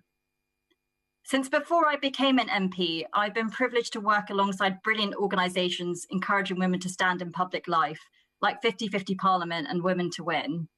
We know that women are much less likely to put themselves forward, but if we are going to rebuild from this pandemic, we're going to need the very best talent, no matter what their background or gender. We simply can't afford to miss out. And whilst we should do all that we can to encourage women to put themselves forward for what I really think is one of the best jobs in the world, I'm pleased that government is also taking steps to address some of the challenges which may put women off, particularly around intimidation and abuse. On this week, like many others, I've been horrified by the disappearance of Sarah Everard. Her family are in all of our thoughts, as is she. As someone who lived in that area for many years, I've both made that judgment to walk home alone at 9 p.m. and also felt the nagging fear of doing so. And when 1 in 4 women have experienced domestic abuse and nearly 80% of all women have experienced sexual harassment in public spaces, we have to acknowledge that there is a lot to do on women's safety. The responses we've seen in the last few days shows just how prevalent harassment and violence against women is. I know I've experienced it in the workplace, in a bar, in the street, on public transport, as a student, and I also know that's completely in line with all the other women I know. And as long as this continues, we'll need the brilliant specialist services that we have, and I constantly feel so grateful for East Surrey Domestic Abuse Services and Reigate and Bansard Women's Aid. And I welcome the landmark domestic abuse bill and the hundreds of millions that we've added to funding domestic abuse during the pandemic, but they will always need more funding as long as abuse is on the rise. And I think more than anything, what they would actually like is for us to take away their custom. I especially look forward to the progress we can make on this, particularly in the upcoming Violence Against Women and Girls strategy. Thank you. Thank you. Now we go to Mohammed Yassin. Thank you very much, Madam Deputy Speaker. It is a pleasure to have an opportunity to speak in this debate. Up until recently, thousands of women were detained indefinitely every year in Yardswood Immigration Removal Centre on the outskirts of Bedford. Many of these women were survivors of rape, torture, and trafficking, and had left their countries in order to find safety. Yet in the UK, they were locked up for weeks and even months on end, causing them huge mental distress. Research by the charity Women for Refugee Women in 2015 found that 40% of women they spoke to had self-harmed while in detention. In the same year, the Chief Inspector of Prisons called Yardswood a place of national concern. Campaigners, including women who had previously been detained in Yardswood, called for its complete closure, a measure I have long called for. But the Home Office did not close Yardswood. Now the Home Office has announced it is planning to open a new immigration removal centre for women in County Durham. The Home Office has decided to open this new detention centre for women in spite of the fact that the number of women detained under immigration powers is currently at an historic low. Immigration detention re-traumatized women who have already survived serious human rights abuses. It is also often completely pointless. Home Office statistics show that in 2018, just 14% of asylum-seeking women who were released from detention centre were removed from the UK. So this is a government that could not find resources in the recent budget for any investment in areas that would help women towards greater equality, such as childcare, but which can find the resources to open an unnecessary detention centre that will re-traumatize vulnerable women. Thank you. Andrew Mitchell. Thank you, Madam Deputy Speaker. It's a privilege to take part in this debate. I draw the House's attention to my interests set out in the register. I want to talk a little bit about the position of women across the world, the deep poverty which disfigures our world. I think the whole House will accept that you cannot understand international development unless you see it through the eyes of a girl or a woman, because girls and women suffer most grievously from the effects of poverty. They suffer first and hardest from the climate change, from food insecurity, from conflict, from disorder. As we've heard already today, there are so many in important caring roles, and they are often in the developing world the earners in families. And 2.1 billion girls live in countries that even before the pandemic were not on track to meet any of the gender equality targets set down by the United Nations. Now, one of the best ways of changing the world is, of course, to educate girls. If you educate girls, they themselves marry later, they educate their own children, they tend to be more likely to be economically active, and they adopt leadership roles in their communities, which is why the Prime Minister is so right to champion and to aspire for every girl getting 12 years of education. But all this great work will be prejudiced. British leadership will be prejudiced if we break our promise on the 0.7 commitment. The horrific cuts we've seen recently, often of more than 50% in Britain's role in this area. And if you look, for example, at family planning, giving women control over their own fertility so they can decide whether and when they have children, there has been huge British leadership in this since 2012 and before. But if these cuts go ahead, 8 million women will not get access to family planning. I've seen the powerful effect of British leadership in this area, empowering women. Watching, I remember on one occasion, 60 women sitting under a tree in Uganda, hearing what was possible thanks to UK taxpayers. At the end, they were asked if they wanted to proceed to further consultation about contraception and women's health, and every single hand under that tree went up. The cause of women's empowerment will be set back if these fearsome cuts go ahead. As chair of the G7, we are the only country cutting back. France committing only a week ago for the first time to the 0.7. Germany reaching the 0.7. The United States adding $15 billion to the aid budget. Relinquishing our global leadership. Every story on the world stage will be about cutting life-saving support, one of the key aspects of global Britain, trashed and binned. The government must stop being timid and put this matter to a vote of this House. Failure to do so means they may be making an unlawful budget from April. Let the government ask the House its view on whether we wish to break the promise on which we were all elected just over a year ago. Thank you. Now we go to Fiona Bruce. Thank you, Madam Deputy Speaker. International Women's Day is an opportunity to highlight how millions of women worldwide suffer discrimination, persecution and violence doubly on account of their gender and their beliefs. Many subjected to some of the most egregious atrocities on earth today, pressed into slavery, sexual or otherwise, tricked and subjected to human trafficking, scarred mentally and physically through the use of rape in conflict, young girls sold as a commodity, deprived of an education and as a result a livelihood, of any chance of flourishing or reaching their full potential, subject to systematic abuses such as early or forced marriage, female genital mutilation or honour killings, or trapped in prostitution and poverty. My duty as the Prime Minister's Special Envoy for Freedom of Religion or Belief is to speak out against this, and I am proud to be the first woman to have been appointed to this role. Many women around the world suffer lower social status and reduced legal rights, which can exacerbate the problems they encounter in trying to exercise their freedom of religion or belief. It's good that tackling gender and belief-based violence is a priority for our government. Let me focus on a few instances where the UK government is taking action, though of course there is more, much more to be done. In Pakistan, ongoing reports of forced marriage and conversion of Hindu, Sikh and Muslim women and girls are alarming, reportedly of hundreds of girls a year. I raised concerns about this a few days ago at a virtual meeting with our High Commission in Pakistan, and I know that my colleagues in the Foreign Office share these concerns and regularly raise them with the government of Pakistan. And in Nigeria, officials have in recent months raised with the Nigerian government the case of abducted Christian schoolgirl Leah Sharibu, abducted by Boko Haram, the last of her group still not released. And our government is providing a package of humanitarian and stabilisation support there, including for women. But more, much more, needs to be done.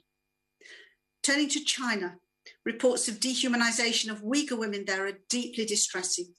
The Foreign Secretary has recently addressed the UN Human Rights Council saying, "The situation in Xinjiang is beyond the pale. The reported abuses, which include torture, forced labour and forced sterilisation of women, are extreme and they are extensive. They are taking place on an industrial scale.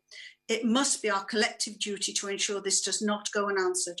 Indeed, we must all ensure, as a true response to International Women's Day, that they do not go unanswered. More needs to be done." And finally, in Iraq, where Yazidi women and Christian women suffered horrific crimes at the hand of Daesh, Iraq must ensure that minority communities displaced by Daesh are allowed to return home safely. No one should suffer or be coerced doubly because of their conscience or their gender. More needs to be done. Now we go to Tulip Siddiq. Thank you. Recently, my 4-year-old daughter proudly declared that she wants to be a politician when she's older because she wants to work to make life easier for other people. Her words came back to haunt me when I saw my 6-year-old constituent, Gabriella Ratcliffe, whose life has been anything but easy. The story of Gabriella's childhood is well rehearsed. She was separated from her mother, Nazneen Zaghari Ratcliffe, when she was still breastfeeding at 18 months. She had to wear a sack over her head when visiting her mother in prison at the age of 2, and she celebrated her 3rd birthday in the waiting room at Even Prison. By the age of 4, she had forgotten how to speak English and so lost the ability to communicate with her father, Richard. And at the age of 5, she travelled across 2 continents, from Iran to the UK, saying goodbye to her mother indefinitely and promising to be brave. I often see Gabrielle on my Zoom calls with Richard, and she once asked me if Mummy would be coming home in time for Mother's Day. A plea from a young woman about her imprisoned mother to her female MP felt particularly poignant on International Women's Day. And yesterday it was reported that the Prime Minister and President Rouhani had a conversation about Nazneen Zaghari Ratcliffe's release, and it was heavily implied that the £400 million debt that the UK owes to Iran was linked to my constituent's case. I imagined being a fly on that wall, listening to 2 men at the top of their respective governments discussing the fate of a poor woman who had been caught as a political pawn between the 2 countries, taken hostage and imprisoned for crimes she didn't commit, mentally tortured for years, all to serve a diplomatic negotiation with an oppressive regime over issues including a debt dating back to the 1970s and the international arms trade. For a lot of women we will hear about today, their tragedies has been caused by personal or local circumstances. Gabriella's personal tragedy had been caused by global injustice, which has overwhelmingly been orchestrated by men. And at this moment, Nazneen's fate is held in the hands of men. The President Rouhani, the judges in Iran, and of course, our Prime Minister. I hope that Nazneen returns to the UK soon, and she returns to a country that is on a path to true equality between men and women, where her daughter and my son can walk the same streets as equals. Thank you. Now we go to Ruth Edwards. Thank you, Madam Deputy Speaker. It is a pleasure to follow the Honourable Member for Hampstead and Kilburn and her very powerful speech. A woman is like a tea bag. You can't tell how strong she is until you put her in hot water. After the year we've had, Eleanor Roosevelt's words certainly strike a chord. Women have spent more time homeschooling, are more likely to have been furloughed, experienced anxiety and loneliness. I want to thank all the women in Rushcliffe whose sacrifices have got their families and communities through this pandemic. And in particular, I want to thank 4 incredible women. Firstly, Hetvi Parek, Recently won the Prime Minister's Points of Light Award for her volunteering with Severday. She's provided hot meals to frontline NHS staff, furnished a respite room in QMC Hospital, made 750 activity packs for children on low incomes, which I'm told involved wrestling with a staggering 29,000 pipe cleaners. No task is too big, no challenge too daunting. She's currently collecting Easter eggs for children living in refuges. Then there's Nicola Brindley, with whom I'm working to set up a network of J9 safe spaces in Rushcliffe, where survivors of domestic abuse can go to get help. J9 is named after Janine Mundy, who was murdered by her ex-husband. Nicola has trained 60 people in Rushcliffe. She's set up J9 in all Nottingham's job centres and launched a programme to train a domestic abuse specialist in every job centre across the country. Work has saved lives from day one. Farah Jamil set up Meet, Greet and Eat a year ago, a project for adults with additional needs to come together and create a place they can call their own, helping participants build confidence, communication and practical skills. The group provide food bags and hot meals to elderly people. They want to set up a cafe and a social supermarket, providing opportunities for adults with additional needs to learn, grow and be themselves. Jill Mathers started the Cotgrave Community Kitchen in 2019 to tackle social isolation, getting everyone together for a nutritious meal at an affordable price. Refusing to be beaten by lockdown, Jill and her volunteers provide 200 weekly food bags and takeaway meals. She also runs a mini market with donations from FareShare. She cooked 188 Christmas lunches for local pensioners. Jill hopes she will soon be able to open a community cafe, providing a social space, training opportunities, and a market for locally grown produce. Women are survivors, women are fighters, and as the stories of Hetvi, Nicola, Farah, and Jill show, women are the heroes at the heart of our communities. Thank you. Thank you. Now we go to Afzal Khan. Madam Deputy Speaker, International Women's Day is a chance to celebrate women's achievements, acknowledge the struggle that women continue to face, and to recommit ourselves to the ongoing fight for equality. The theme of this year's International Women's Day is Choose to Challenge, a reminder to challenge and call out gender bias and inequality. Madam Deputy Speaker, it is clear that the women in conflict zone carry some of the heaviest burden. Horrors reported from Xinjiang reveals how Uyghur women in concentration camps have been violated as part of the Chinese government's brutal campaign to curb its Muslim population. Abuses they currently face include forced sterilization and labor, sexual violence and rape, denouncement of faith and torture, all of which can only be described as genocidal acts. Active action is desperately needed. I implore the government to consider sanctions and follow in the footsteps of America, Canada, and Netherlands in declaring China's treatment of Uyghurs as genocide. As the son of a Kashmiri woman, it pains me deeply that women in Kashmir live under some of the most difficult conditions in the world. They are subjected to mass surveillance, sexual violence, and many are half widows. Their painful stories need to come to an end. But for that to happen, there must be sustainable peace in Kashmir, which cannot be imposed by military means. Time and again, the UK government maintains that Kashmir is a bilateral issue, but the Kashmir conflict came about as a direct result of Britain's actions. To assume zero responsibility is frankly offensive. And in conclusion, Madam Deputy Speaker, global Britain is meaningless unless the UK leads the global effort to protect and empower these women. It is disappointing that the government has cut aids during a time like this, when it is often the first and last hope of improvement for women and girls' lives. As a permanent member of the UN Security Council and UN penholder on women and peace and security, the UK is in a rare position to do more.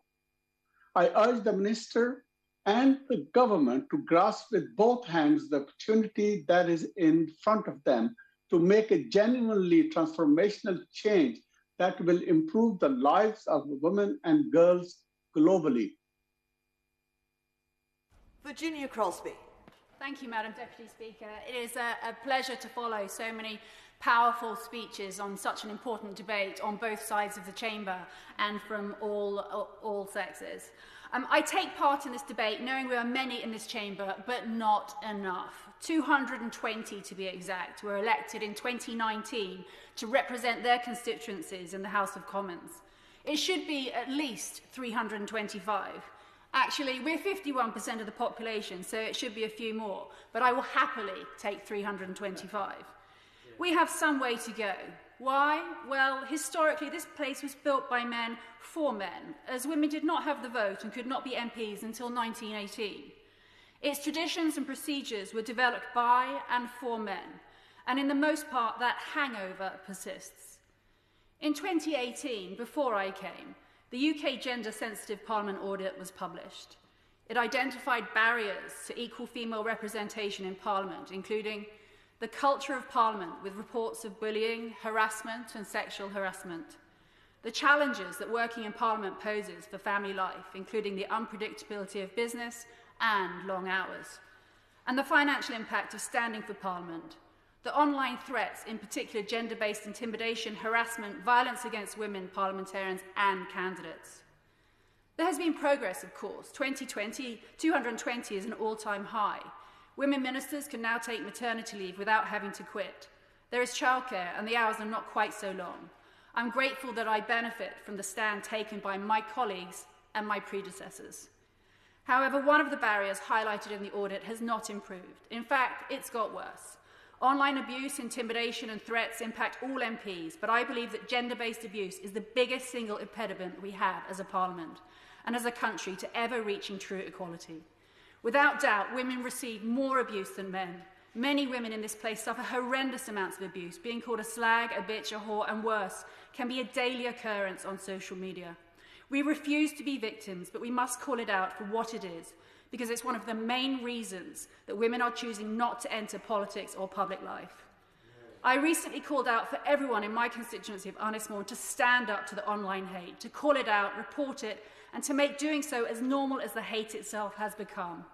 The support I've received has been inspiring, but I've also been contacted by women who tell me that they will not stand for public office because they've seen the level of abuse I receive.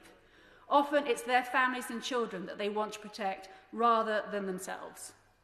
In this debate celebrating women's achievement, I'm asking everyone, regardless of gender, ethnicity or political persuasion, not to ignore abusive comments, not to pass them off as banter, and not to think that they don't matter, but to call out the hate. If we want democracy that truly represents our beautiful, diverse country, then we as a society need to take a stand.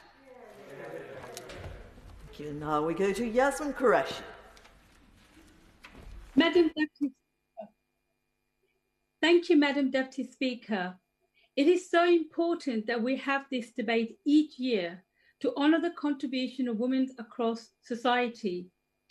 We know COVID-19 has highlighted and exacerbated inequalities. Because of deep-rooted gender inequality worldwide, women and girls have experienced the pandemic differently.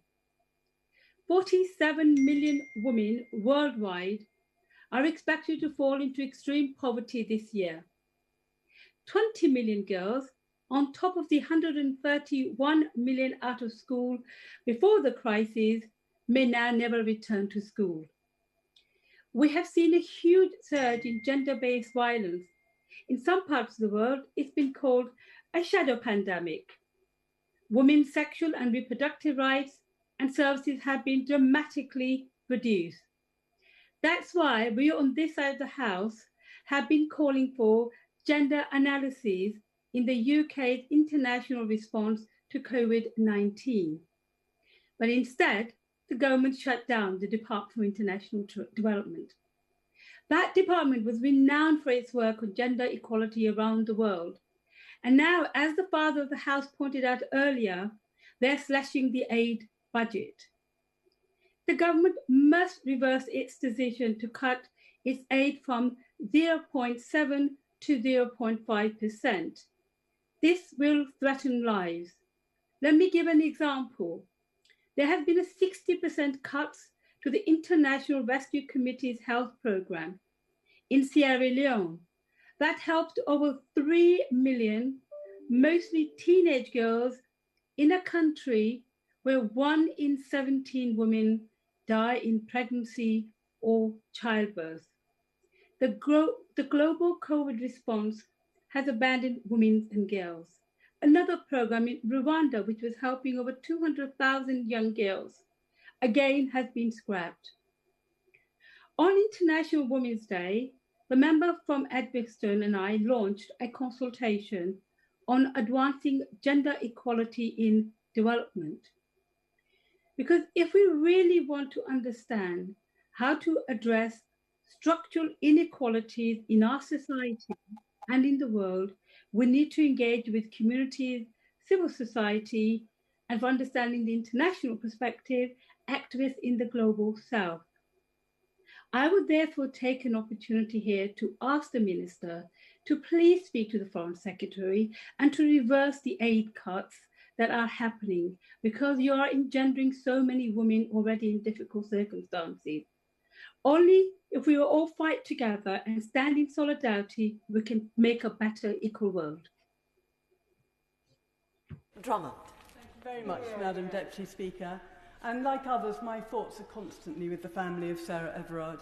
I have daughters around the same age and can only imagine how devastated the family must be at what has happened. And I'm very grateful for my honourable friend for Birmingham Yardley for her yearly reminders of the dangers that many women face, both here, but also around the world, and how we continue to be attacked for our gender. Last week, I spoke to one of my oldest friends, Henrietta Blythe, at Open Doors, on a Facebook live chat, and we talked about how Christian women around the world have the double danger of being attacked, not only because of their gender, but also because of their religion. We are seeing the systematic murder of women in leadership roles in places like Afghanistan, women who could have been the future in failed states, who can make a difference, yet are gunned down. But on a more positive note, I'd like to welcome to her post Najla al-Mangoush, who was yesterday confirmed as Libya's foreign minister by its parliament, the first woman to hold the post. I know that everyone in this House will wish her and her colleagues well in re-establishing peace and order in Libya. The theme of International Women's Day this year is Choose to Challenge, and while I do want more women to challenge for the leadership in their fields, whatever it is, we must recognise that our ability to make that choice often depends on the accident of birth or nationality. I've been reading the World Economic Forum's report on the global gender gap, which has some striking details on the subtlety of inequality. Without including women, who are half the world's talent, we will not be able to deliver the fourth industrial revolution for all societies, or grow our economies for shared prosperity. Technology is still over-dominated by men, but there's potential for technology to improve the place of women in the world. It offers us a means of education and a channel for us to communicate with those who face oppression. It also offers us a means for women whose stories we might not otherwise hear, to get them to the outside world, sometimes positive stories, but too often stories of abuse and neglect. But it can also help with empowering women through education. Knowledge is power might be a cliche, but it's also a solution to reducing gender inequality. We should surely be using our foreign aid to harness technology that women can use for education, for business and for leadership.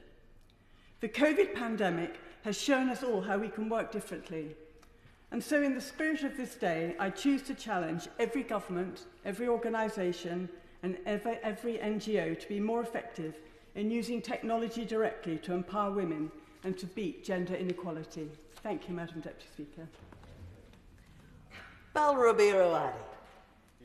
Thank you, Madam Deputy Speaker. Women in my community have been shaken to the core by the abduction of my constituent Sarah Everard. The ongoing investigation means there is only so much we can say, but the response to the appeal and the investigation shows that Sarah was much loved, and my thoughts and prayers go out to Sarah's family, her boyfriend and her friends at this unimaginably difficult time. Sarah's disappearance has left so many women feeling unsafe, and with the theme of International Women's Day, I choose to challenge the disgusting victim shaming that we have seen since Sarah's disappearance. It should go without saying that victims of gender violence are not to blame. Sarah did nothing wrong. All she did was walk home. And it should not be luck that sees us home safely at night. It should be our fundamental right respected by all. So on Saturday, as the sun sets, I choose to challenge the reality that being a woman means I am unsafe, and I will join Lambeth councillors, Anna Burley and Jess Lay and others who will be leading a vigil for Sarah and reclaiming our streets. And as we reclaim our streets in unity, I ask all women to remember what that unity means. Earlier this week, the world watched as a biracial woman recounted her struggle with mental health and her experience of racism. We then saw how easily and vocally people berated her and refused to believe her, even other women. So I choose to challenge a feminism that is not intersectional, that all too easily forgets the impact of racism on so many women. It is wrong for those who have never faced racism to discount the experience of those who have, just like it is when men discount our experiences of sexism and harassment. Our allyship cannot be selective. Madam Deputy Speaker, in our country, 1 in 4 black women die in childbirth. I know this pain all too well. My own pregnancy nearly killed me, and my daughter did not survive. The children of black women have an 121% increased risk of being stillborn and a 50% increased risk of neonatal death. As women, we are told it's just one of those things. But staggering health inequalities and outcomes tell a different story. And like me, when you relive the experience again and again, it's not hard to find the instances where you are perceived, or if you are believed, as a black woman make all the difference. I want to pay tribute to the work of the campaign 5X More, who continue to raise awareness and call for change, and I hope this House will give members the opportunity to fully debate the issue of black maternal health. And I choose to challenge a world in which all women do not have the equality they deserve. Thank you very much. Thank you. We now go to Derek Thomas. Thank you, Madam Deputy Speaker.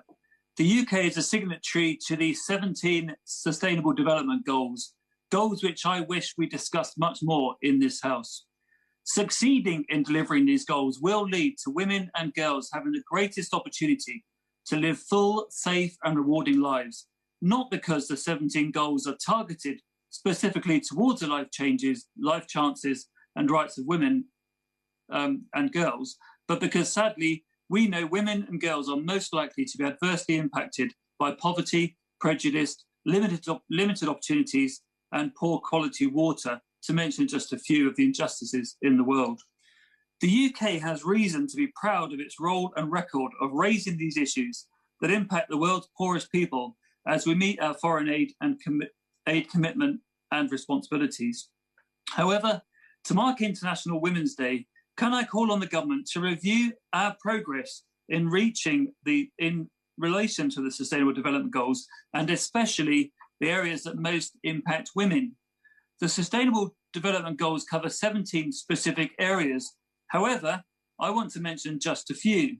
We said, when adopting the Sustainable Development Goals in 2015, we would commit to ruling out poverty, ending hunger, provide good health and well-being, ensure quality and access to education, deliver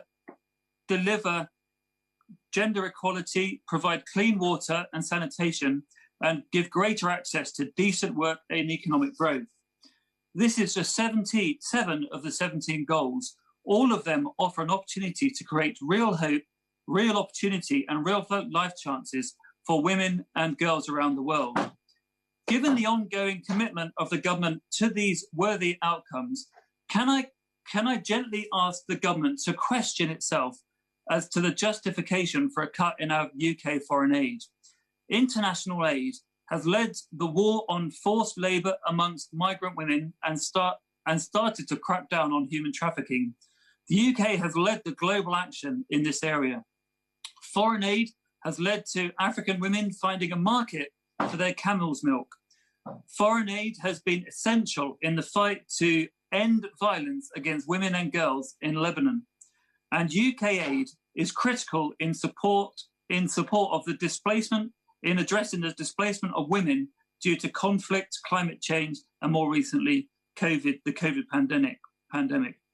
As we mark International Women's Day, will the government consider what impact cutting international aid will have now and for years to come on the women and girls who need our help if they are to lead full and fulfilling lives? Thank you, Madam Deputy Speaker.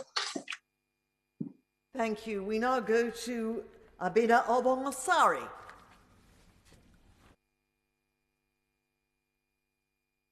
I have a problem. I have to ask the Honourable Lady to start again. There's a sound problem. Let's just check if it has been put right. Hello?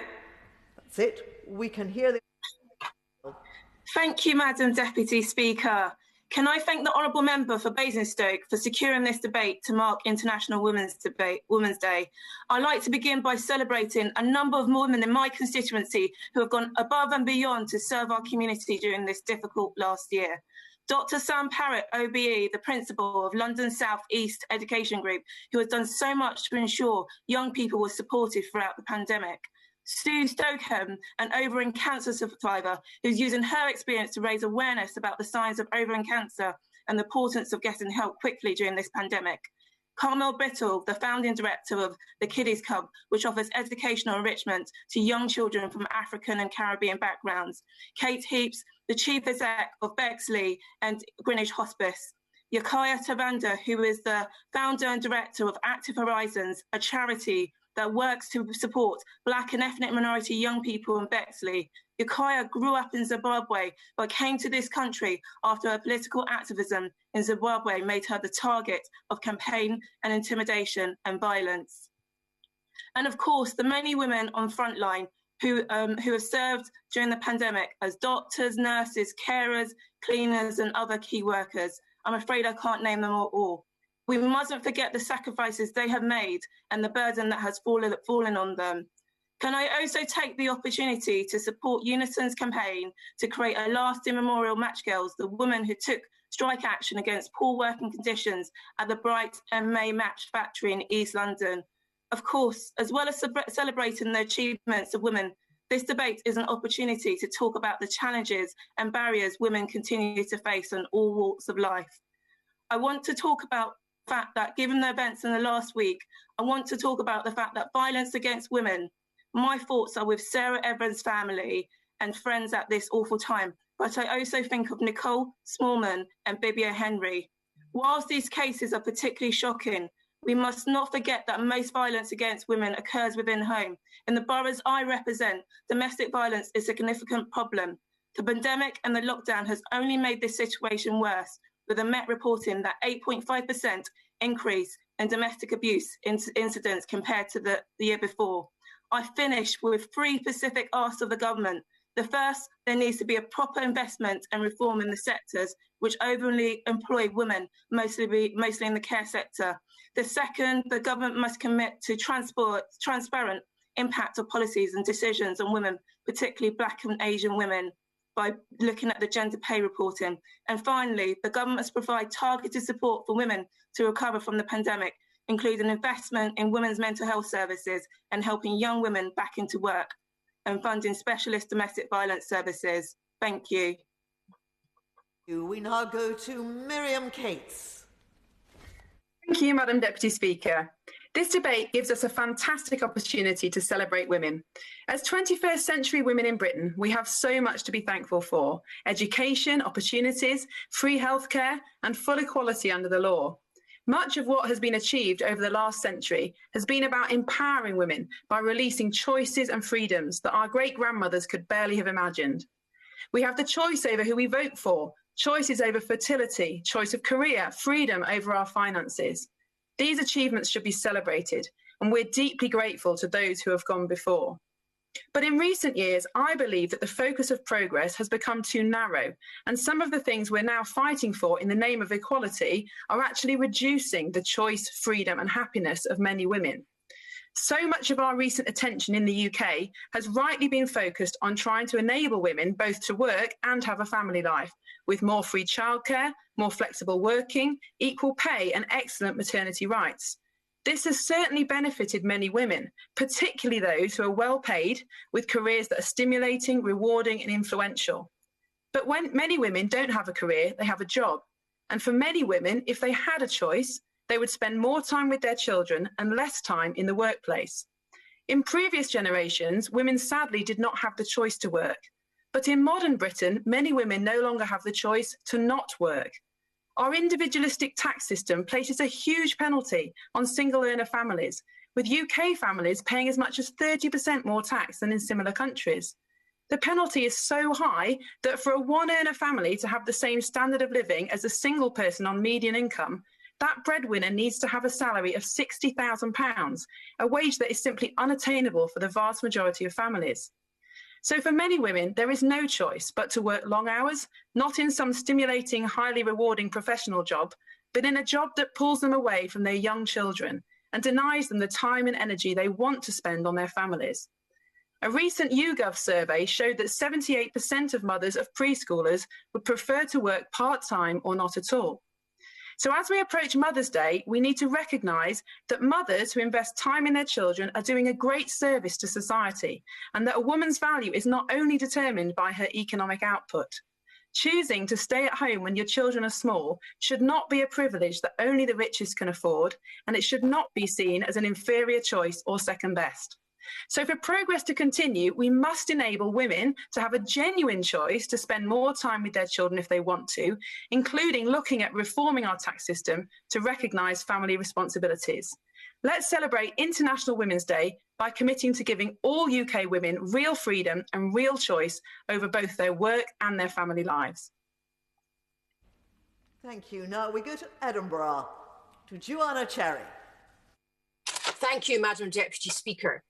At a debate marking International Women's Day, it should not be a revolutionary statement to say that sex matters, but it is, and it does. Despite the fact that men's violence against women is a leading cause of the premature death of women globally, research in the UK and Europe is inadequate. But thanks to Karen Inglis-Smith's Femicide census, we now have detailed comparable data about femicides in the UK since 2009. In a report published at the end of last year, the Femicide census examined 1,425 cases of women killed by men. They found that the number of women killed every year by men has stayed distressingly consistent over the last decade at between 124 and 168 each year. This raises serious questions about the state's response to men's violence against women in the last decade. The Femicide census believe there's a lack of willingness to tackle the root causes of this violence. They identify a number of systemic problems, and these include a lack of funding for and cuts to the specialist women's sector, and a failure to collate, store, and make easily accessible, transparent, disaggregated data about violence against women. Madam Deputy Speaker, we need this data because sex matters. Women are uniquely vulnerable to men's violence because men are so much more stronger than us. That is a fact of our different biological makeup. Sex matters. As women responded to the horror of the abduction of Sarah Everard on social media this week, one woman tweeted, "Half my timeline is women being told they are responsible for keeping themselves safe from male violence. The other half is women being told they are bigots for insisting on retaining protections against male violence." Her exasperation echoes that felt by many women. It feels like our society is going backwards. Women who speak up for women's rights are accused of bad behaviour, while men accused of abusive behaviour are often shielded from the consequences of their actions. Men are still largely in charge, and many women who get to the top are too scared once they are there to challenge men who want to silence and control women. So they invent a new kind of feminism, one that is so inclusive and so kind that it will not dare name the problems that women face. Nobody wants to pit women against men, but we need to be able to name the problem of male violence against women. We also need to be able to acknowledge that sex does matter without being labelled bigots. The high incidence of male violence against women shows us that sex is a reality we cannot ignore. And if we do ignore the reality of sex, we distort reality in a way that will only make women more vulnerable. Thank you. Sarah Brickcliffe. Madam Deputy Speaker, I'm pleased to contribute in this debate today as the first female MP for Hyndburn and Haslingden. International Women's Day is hugely important in recognising women across the world. It's a time to reflect on the work that they do and a day to celebrate all that we have achieved. But women have significant battles to face whenever they try to succeed, progress, or do something to make a difference. A little girl incapable of thinking for herself, a cut and paste MP out of her depth, a pygmy lower than vermin. These, Madam Deputy Speaker, are just some of the insults I have received since being elected just over a year ago. I've been objectified, patronised and threatened on more occasions than I care to count. My age, my looks and particularly my gender have been used as weapons to try and undermine my confidence and, quote, put me back in my place. But sadly, Madam Deputy Speaker, my experiences are not unique or even a minority. Indeed, I'd be surprised if we could find one female Member of Parliament across this whole House who has not had some kind of threat or abuse or just casual sexism during their time in office. Will the Honourable Lady give way? As the Honourable Lady knows, my parents and actually quite a lot of my family live in her constituency, and their opinion of her is that she's an extremely capable Member of Parliament. She's also the youngest member of our benches, and does she agree with me that it's really important for young women to see strong women in this place? I thank my honourable friend, and I absolutely agree. On a day when we celebrate the social, economic, cultural and political achievements of women, I wanted to share my own story and highlight that even in 2021, the experiences of men and women can still be very different. And even by highlighting this problem and making this speech today, I'm encouraging the trolls, the incels and the other people who like to see me as a target. And I'll probably be accused of being a man-hater or dismissed as overly emotional or seeking attention. It's not just in politics that we see this. Women in every industry, from journalism to the armed forces, from law to business, to those on the factory floor, report similar experiences. And many stayed silent until last night as we read and heard about Sarah Everard. They opened up because what happened was people realised that this happened in everyday society. And for the first time, I publicly spoke about being mugged at the age of 12 years old. And the reason that I spoke about it was because it hit home the comments that were made after about not walking down that street at night alone.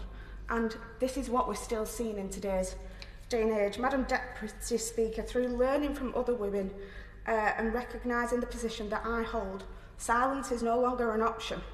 We need to speak about this because we need to break the norm. I'm not saying this to suggest I'm a unique victim.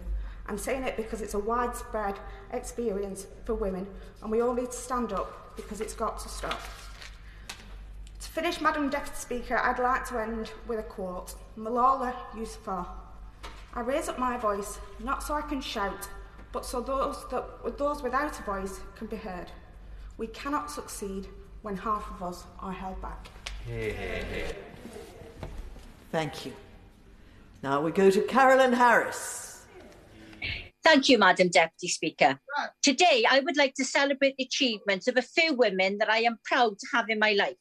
This year's theme is Choose to Challenge, and these women have done just that, achieving great things, often in the face of adversity. These are women who deserve to have their stories shared and their names remembered. I have a team of staff who are predominantly women. The newest member of that team is a young lady from Kirby called Melissa Wright. Remember that name, and if you read one book this year, read hers. Sobering, lessons learned the hard way on drinking, thinking and quitting. I first met Melissa back in 2019 when she was living at Amy's Place, a recovery house set out by the Amy Winehouse Foundation for young women who are overcoming drug and alcohol addiction. Even then, this was a woman who wanted to use her experience for good and for change. Melissa moved to Amy's Place after spending time at residential addiction centres in Wiltshire and London. And after years of drinking and several attempts to manage her addiction at home, With the help of outstanding specialists and therapists, Melissa has now been sober for over 3 years. Melissa chose to challenge her addiction, and her book, which follows her journey in all its sometimes heart-wrenching glory, is outstanding in the way it challenges the perception of addiction and the associated taboos. It's made me cry, but it's also made me laugh out loud at times. Melissa is a strong young woman, and I am so proud of her determination, not just to turn her life around, but to help others do the same. And helping others is also key to the work of 2 other wonderful women who deserve to be celebrated. Powered by the belief that hygiene and being clean is a human right, not a luxury, journalist Sally Hughes and beauty PR legend Jo Jones joined forces 3 years ago to set up beauty banks. This not-for-profit organisation collects discontinued and unused stock from an array of high street and high-end brands and redistributes it to those experiencing hygiene poverty. Sally and Jo chose to challenge the poverty that they were witnessing and challenge the beauty industry to do something about it. And the results of their determination have made such a difference to the lives of so many. Beauty banks, please look them up, as the dignity they give to so many is something we should all be championing. So I say to all women today and to all young girls who are the women of tomorrow, be strong, be determined, be supportive, be yourself, and be proud of your achievements. Thank you, Madam Deputy Speaker. Thank you. Jackie Doyle-Price. Thank you, Madam Deputy Speaker. And firstly, could I say how nice it is to see so many men contributing to this debate this year. That hasn't always been the case in previous years. But the fight for equality for women is as much their fight as it is ours. And I'm grateful to see their support too, because we should all be champions of equality. Now, driving home last evening when the news about the arrest in the case of Sarah Everard was breaking, I was listening to the radio, and the gentleman journalist concerned was expressing horror that it had been reported that all women aged between 18 to 24, 97% of them had experienced some degree of sexual assault or sexual harassment. Now, I don't think that's a surprise to any woman in this room, because we spend all our lives dealing with the reality of some men who objectify us, who behave as sexual predators. And if it takes, it's so sad that it takes such a horrendous case like the one we're living through at the moment to bring that home. But it's become normalised. And that's why I will make no apology for continuing to fight for women's safe spaces, because this is our lived reality. There is not a day goes by that we don't take a decision to protect our own safety, and it's just become part of the way of living as a woman. There is so much I could say, but so little time. I just wanted to raise the issue really of the criminal justice system, because I'm sure again that so many members were horrified to see the sentence on the account of the murder of Ruth Williams, where her husband, who was her murderer, received a sentence of just 5 years. And I have to say, Madam Deputy Speaker, at a time when some people are mooting 10-year sentence for bringing down statues, I think that puts a very low value on that of a woman's life. And it just feels to me that the criminal justice system is perpetuating a fiction that women in domestic contexts are effectively the property of their husbands or partners. And that's why we get such lower sentences in cases of domestic abuse that lead to death. And that really needs to be tackled. In the few seconds I have left, I'd just like to pay tribute to a very inspiring woman I had the fortune to meet just last month, and that's Kira Bell. Now, Kira had the experience of being put on gender dysphoria treatment as a teenager. It led to hormone treatment, it led to a double mastectomy, but she realised that her issue wasn't that she wanted to be a man, she was a lesbian. And it just brings home the very real difficulty we have with gender dysphoria treatment for children. We must make sure that our pathways are safe and that we don't make young girls do things that are irreversible when the issue is their sexuality. We now go to Janet Davey. Thank you, Madam Deputy Speaker. I'm grateful to speak in this debate, and although this really should be a debate of celebration, I will begin by saying my thoughts and prayers are with the family and friends of Sarah Everard. We all need to do all we can do to make sure the UK is a safe place for all women. I also wish to acknowledge the powerful and meaningful contributions from the Honourable Member from Highburn who spoke a moment ago. I now wish to turn my focus to consider the cruelty so many women experience in other parts of the world. The brutal CCP regime in China has put hundreds of thousands of lives under threat. The women of the Uyghur Muslim community are being persecuted as we speak, in what our government really needs to accept is an attempt of genocide. In the Xinjiang province, women have been sterilised en masse in an attempt to reduce the population. Women have been forced to have abortions, and women have been separated from their children as they go off to prison camps and their children go to orphanages. In the prison camps, they're systematically raped by prison guards, they're beaten, and the morale is broken. Footage has been found of large-scale forced labour going on where they are picking cotton, which then ends up on our clothes rails. It is devastating speaking about this, but what is even worse is that our government is doing nothing.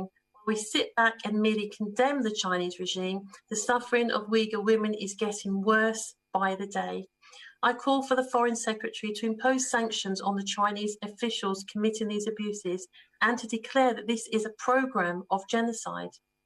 Women are also being persecuted for their faith. Open Doors UK have written about women and girls being at a greater risk of gender-specific religious persecution, which includes forced marriages, sexual violence and emotional abuse. Action Aid UK makes it clear that the UK have a significant impact on challenging oppression of women around the world. If we restored the 0.7 rate of overseas aid, which our government tragically cut last year, it would make a huge difference to so many people's lives. Madam Deputy Speaker, we are co-leaders of the UN Action Coalition of Gender-Based Violence. How can we hold that position with integrity while at the same time we break our financial promises to charities and NGOs around the world? Today we are reminded of the male violence against women. We have come so far as women, but there is still so much more to challenge. I ask the Honourable and Right Honourable women from across this political divide that we are not divided on these issues. Now go to Deanna Davison. Thank you, Madam Deputy Speaker. I'd like to start by echoing the comments and sadness expressed by so many colleagues about Sarah Everard. I can't begin to imagine what her family are going through, but I send my deepest thoughts and prayers to them and to the families of all those mentioned by my right honourable friend, the member for Birmingham Yardley. I entered the world of politics completely by accident in 2009. Little did I know that 10 years later, I would be one of the record 220 female MPs here on the green benches to proudly represent Bishop Auckland. Some of the benches opposite may groan, but my accidental interest in politics sparked after watching a video at school about our first female Prime Minister, Margaret Thatcher. Now, taking politics out of the equation, because at that time I didn't know the difference between Labour and the Tories anyway, seeing a woman so unapologetically powerful and in the highest job in the land meant that I grew up never for a second doubting that a woman's place could be in number 10. And again, taking politics aside, this is why I so warmly welcomed Kamala Harris becoming the first female Vice President of the United States, because representation matters. In the decades since then, so much has changed for women. Lazy stereotypes have been consistently challenged, and we are seeing more representation across all walks of life. We've seen the first female winner of the Abel Prize for Mathematics, the first female Doctor Who, and even had the first Marvel film to feature a female solo lead with Captain Marvel, who I'm pleased to say I have a figure of standing proudly in my office in Parliament. And in this place, much has been introduced to tackle the obstacles faced by women today and try and demolish them for the next generation. The 2010 Equality Act, the largest ever single investment to help end female genital mutilation, leading the world in promoting the right of every girl to quality education. And we're protecting women.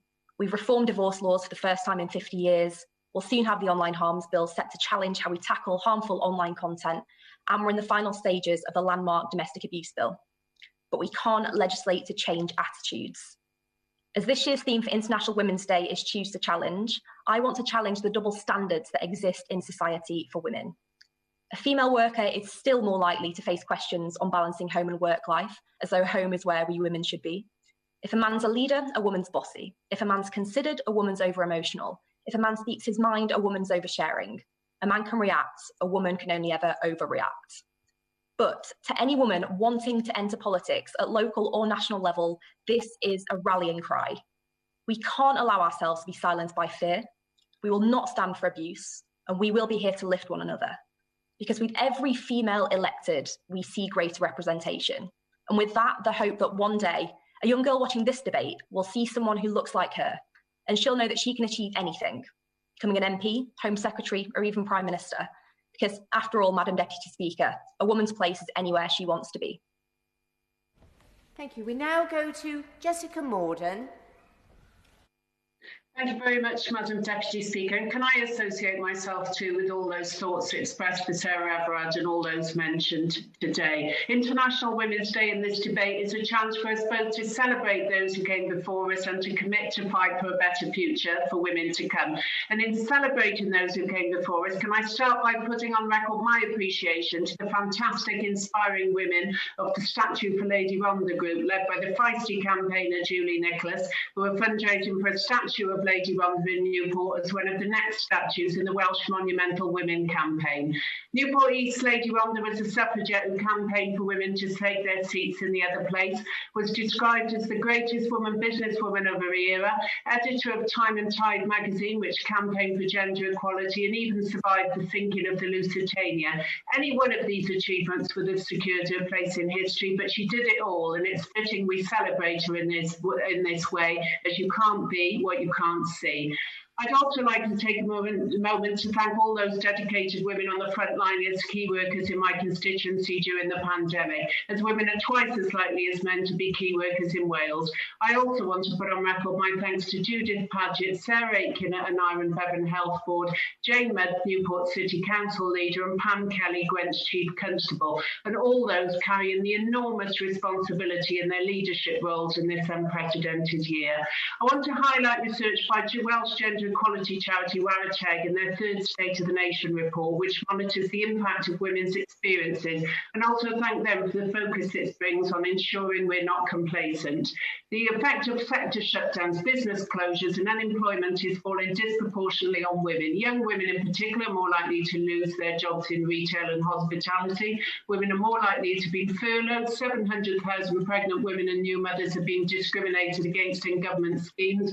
Women of colour too have been excluded from support schemes and have been hit particularly hard in their employment. We know women are more likely to carry out the caring responsibilities and the homeschooling. And as Warateg points out, now is not the time for the government to be suspending gender pay reporting. If we don't know the scale of the problem, we can't address it. And in the words of the Women Inequalities Committee, there should have been a time for more, not less, transparency. The government should review the impact of its policies on women. Recovery from COVID must be an equal recovery. We've also seen the worrying rise in domestic abuse, and I want to thank the Welsh Labour Government ministers for partnership working, for the focus they put on tackling this issue by giving the violence against women, domestic abuse and sexual violence sector in Wales extra funding this year. Lady Rhondda wrote that the suffragette movement gave women hope of freedom, power and opportunity, and it's vital after we rebuild after this pandemic, we progress from where we were so that every woman has the opportunity, freedom, power and opportunity to live their life however they wish. Thank you. Thank you. Chris Clarkson. Thank you, Madam Deputy Speaker. It's a pleasure to take part in this debate on International Women's Day as a member from the original suffragette city, Manchester, home of Emmeline Pankhurst, and as a proud feminist. Madam Deputy Speaker, women are the majority of the UK's population, but only a third of the members of this place. And whilst I'm sure there is a strong quality versus quantity argument to be made, it sits badly with the majority of those who value fairness. For me, the problem lies partly in the belief that it's perfectly acceptable for a young woman to have a male mentor or advisor, but it's seen somehow as unusual or undesirable for a man to look up to a woman as a role model. I was lucky enough to grow up with strong female role models, and later encouraged by some remarkable women on my way to this place, and I'd like to take a moment to thank them from this chamber because I simply wouldn't be here without them. Particularly, I'd like to thank Judith Tope, who taught me the value of taking your duty seriously and yourself less so. Laura Evans, one of the most selfless, self-effacing and genuinely good people I know, and hopefully the next Mayor of Greater Manchester. My noble friend, the Baroness Williams of Trafford, who changed my life forever over a glass of wine in a kitchen in Timkley with the line, "Why don't you stand?" It's mind-boggling to people of my generation that there should be any barrier to a woman being able to achieve her potential, and I have to hope the idea will be utterly inconceivable to generations after. But until they're on these benches and the third, fourth and fifth woman Prime Ministers have stood at that dispatch box, we have a job of work to remove structural injustices. I'm proud to say I've never needed an all-women shortlist to lose a selection to a colleague, and every woman who's beat me has done so by being better than me. I would say that Conservative women are the equals of Conservative men, but some of them are very dear friends, and I don't want to talk them down. I pay tribute to women like the mother of the house, the honourable and learned member for Camberwell and Peckham, who stuck it out as a feminist in frontline politics when the derision and values judgments which still seep out of the darkest recesses of society were mainstream values. Also, my honourable friend and fellow PPS at the Ministry of Justice, the member for Hertford and Stortford, who took on the City Boys Club with a backbone of steel and a brain the size of Canada. My honourable friend, the member for Hyndburn, an inspirational young woman who has achieved more in her 26 years than many of us have in our 30 plus, and is, much to my chagrin, my mother's favourite MP. And the honourable member for the cities of London and Westminster, who ran one of the most successful local authorities in the country before turning her attention to these benches. There is so much more talent out there, and we have to recognise that the problem isn't a lack of ambition or a lack of qualified candidates. It's a system which needs an International Women's Day because, quite simply, the other 364 are men's days. So I will join colleagues like the Honourable Member for Hexham in pushing to ensure that we as men do more to support strong women candidates into politics, but also in working to ensure that more men and boys understand that a woman's place is wherever she says she wants it to be. Thank you. We now go to Hywel Williams. Thank you, Madam Deputy Speaker. I'm grateful for the chance to speak in this important debate and congratulate the Honourable Member for Basingstoke for securing it. My right honourable friend for Dwyfor Meirionydd wished to be here, but she is detained on other work. Our thoughts today are with the family and friends of Sarah Everard and with all those who have suffered from male violence against women. It must end, and all men have a duty to play our parts. I wish to focus now on endometriosis, the condition which can have a profound long-term negative impact on all aspects of life. Endometriosis affects 1 in 10 women from puberty to the menopause, taking an average of 8 years from onset to diagnosis, a delay unchanged for a decade. And in Wales, it is 9 years. I applaud the work of health ministers in Wales and in England on endometriosis and encourage them to ensure ongoing studies into pain alleviation, such as by using medical cannabis. But this is not only a matter for health ministers. A recent study by the APPG for endometriosis with Endometriosis UK found that 38% of those surveyed feared losing their jobs, whilst 35% had a reduced income due to the condition. Accessing support can be difficult. Statutory sick pay for a linked period of sickness lasts for up to 3 years, penalising those with chronic conditions. You will recall that the period from onset to diagnosis is 8 years in England and 9 in Wales. Many of those most severely affected struggle to access personal independence payments and universal credits, partly as the assessment fails to recognise long-term intermittent conditions. This pandemic has highlighted some of the outmoded patterns of our welfare system, patterns which need to be reformed. But many with endometriosis were already painfully aware of the system's deficiency. That is one reason why I will continue to campaign for better health and better welfare provision, and also make the case for the devolution of welfare, so that in Wales, with our higher rates of long-term illness and disability, we can create a fairer system for all of those in their time of need. Thank you. Thank you. Number 47 is withdrawn, so we go to Naz Shah. Thank you, Madam Deputy Speaker. The world is not the same place as it was since the last International Women's Day. The challenges we've faced globally and locally have been unprecedented, which have required unprecedented responses. Today, I want to highlight some of those literally life-saving contributions made by some amazing women in my constituency. Unfortunately, time doesn't allow me to thank all the women I'd like to, including all the local champions, women who have volunteered within their local communities during this crisis, nurses, teachers, carers and key workers. So I will focus on the response to the actual pandemic itself, and in particular those women across the public sector who played a huge role in shaping the structures crucial to deal with the situation we found ourselves in. Firstly, can I thank the local leader of my council, Councillor Susan Hinchcliffe, our Chief Executive of Bradford Council, Kirsten England, and our Director of Public Health, Sarah Muckle, for all their efforts and leadership during the pandemic and the vital work they continue to do to help us come out of lockdown. Can I also thank Vice-Chancellor Shirley Condon for her leadership of our university, which was ranked #1 recently for social mobility. With the contributions of our Chief Officer of the CCG, Helen Hurst, and our Chief Executive, Mel Pickup of the local hospital, Bradford Royal Infirmary, which is in my constituency, we are looking forward to getting out of a lockdown soon. The joint SROs, Senior Responsible Officers Nancy O'Neill and Chief Nurse Karen Dauber, who are responsible for the rollout of testing centres and vaccine rollout, have worked tirelessly to ensure the people of Bradford are being supported throughout this pandemic. Madam Deputy Speaker, today also marks the first year of the opening of our first designated COVID ward, Ward 31 at the BRI under the leadership of Sister Emma Barnes. I'd like to pay special tribute to those on the front line like Dr. Deborah Horner, our consultant anaesthetist, who led on the operational management and restructure of the services across the hospital during the pandemic. And Sarah Hollins, our Director of Midwifery Services, who has transformed the service completely in less than 4 years of her being here. Not only has she reduced stillbirths by a quarter, but also transformed the services to respond to the pandemic. And our ICU matron, Marianne Downey, who has led the ICU through the most challenging of times. We have lost so many loved ones during this pandemic, and Shaheen Kosa, our Muslim chaplain, has worked 7 days a week providing loved ones with comfort and support during these most important times of grief and heartbreak. Madam Deputy Speaker, during this pandemic, I found myself calling NHS staff at very unreasonable hours, in particular our Chief Nurse, Karen Dauber. Karen told me her inspiring grandma, Joan Dauber, was a midwife nurse and health visitor during World War II, and in the 60s was involved in the first trials of the TB vaccine, and now Karen is involved in the COVID vaccine rollout. The work of all these women and other women across my constituency is something which inspires me to do what I do, and for that I am very grateful. Here's to International Women's Day and all these women. May we know them, may we be them, may we praise them. Thank you. Thank you. We now go to Sally Ann Hart.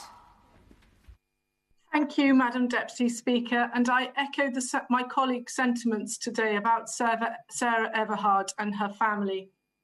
This year's theme for International Women's Day is Choose to Challenge, and I'm reminded of that famous quote from Eleanor Roosevelt: "One's philosophy is not best expressed in words, it's expressed in the choices one makes, and the choices we make are ultimately our responsibility." To me, this quote says that life is about making choices and decisions, not just sitting back and accepting the status quo. Sometimes it's right to stand up and challenge and to choose. And we in this House have the awesome responsibility in that our choices and decisions impact directly on the lives of thousands and millions of people around the country and sometimes the world. The choices we make matter. And as we think about this year's theme, Choose to Challenge, I think of all the women locally in Hastings and Rye who don't talk about making a difference. They are doing it every single day in the actions they make. From Jo Chadwick Bell, who took over as CEO of the local NH Trust last October in the midst of the pandemic and has aspired and steered her team through some of the toughest months they've ever faced, to Natalie Williams, who runs the Hastings Food Bank and has tirelessly devoted her energy and enthusiasm to supporting and helping the most vulnerable in our communities. And then there are those in local government, Becky Shaw, who's the CEO of East Sussex County Council, and Jane Hartnell, who's the Managing Director of Hastings Borough Council. Both have shown grit and dedication over the last year to help in the response to COVID-19. Then we've had the frontline leaders from Dawn Whitaker, the Chief Fire Officer for East Sussex Fire and Rescue, Jo Shiner, the Chief Constable for Sussex Police, who have again both shown tireless dedication to leading their teams and instilling confidence and security in the communities they serve as we've battled through these dark times. I could keep going, from Katie Bourne, our Police and Crime Commissioner, to Councillor Kim Forward, the leader of Hastings Borough Council, Rebecca Gilbert, the Mayor of Rye, Jackie Munro from the DWP, to Chief Inspector Sarah Godley at Hastings and Rother Police.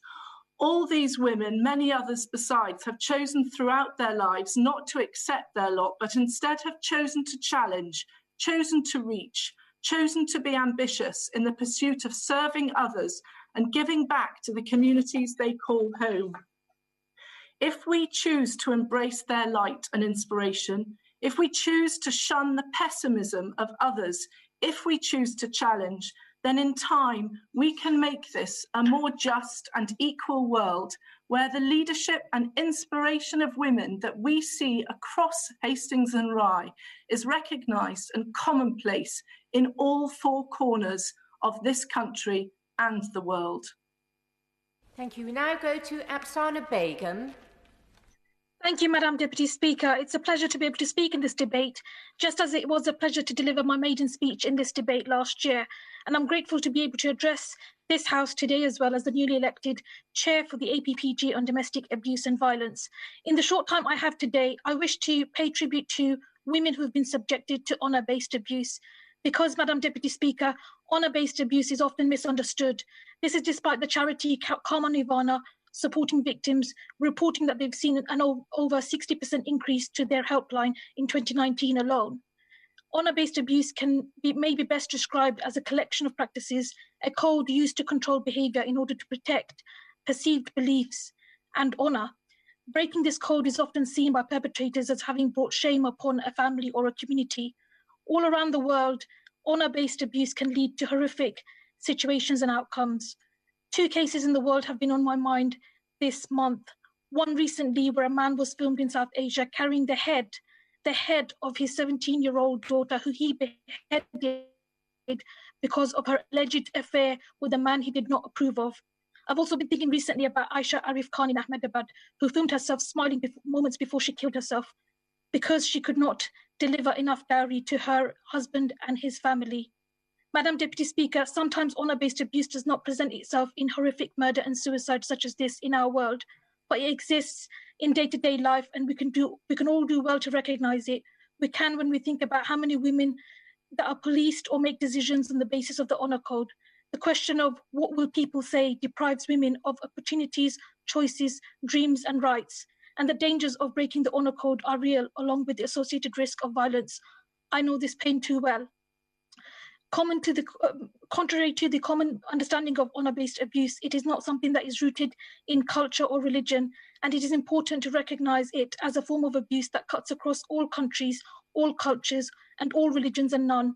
We'd be surprised to learn that I felt comments made by a man in the public sphere recently I thought might resonate with some survivors when he said, "I was trapped, but I didn't know I was trapped. Like the rest of my family are, my father and my brother are, they are trapped. They don't get to leave, and I have huge compassion for that. It appears you might not be a woman or even from an ethnic minority background. Indeed, you might even be a royal and experience the honour code." Madam Deputy Speaker, there needs to be a statutory definition of honour-based abuse in the Domestic Abuse Bill. The racialising of honour-based abuse needs to stop. We need to see it within the framework that recognises patriarchy and inequality as the root cause of violence against women and girls, rather than placing it in a cultural context. Even though the devastating impacts of this type of abuse are felt in some communities more than others, we need our laws to lead the world in this way. Anthony Mangnall. Thank you, Madam Deputy Speaker, and can I congratulate the Right Honourable Lady from Basingstoke for securing this debate. It's been a pleasure to follow her work in the Westminster Hall debates when they were taking place, and for her continued action on this issue. Madam Deputy Speaker, I rise to speak in this House as a chair of the All-Party Parliamentary Group on Preventing Sexual Violence in Conflict, an initiative that I worked on with the former Foreign Secretary William Hague, and have continued to work on since I was elected. But before I undertake what can be done and what we can do, I'd like to pay tribute to where we have got to with the Domestic Abuse Bill. I think this has been a remarkable achievement for the government working cross-party to be able to get it to a place in which we can make a real and meaningful difference. And communities in my constituency are grateful to see the progress that is being made. And organisations such as SASHA, based in Totnes, are willingly hoping that we will be able to pass this into legislation in due course.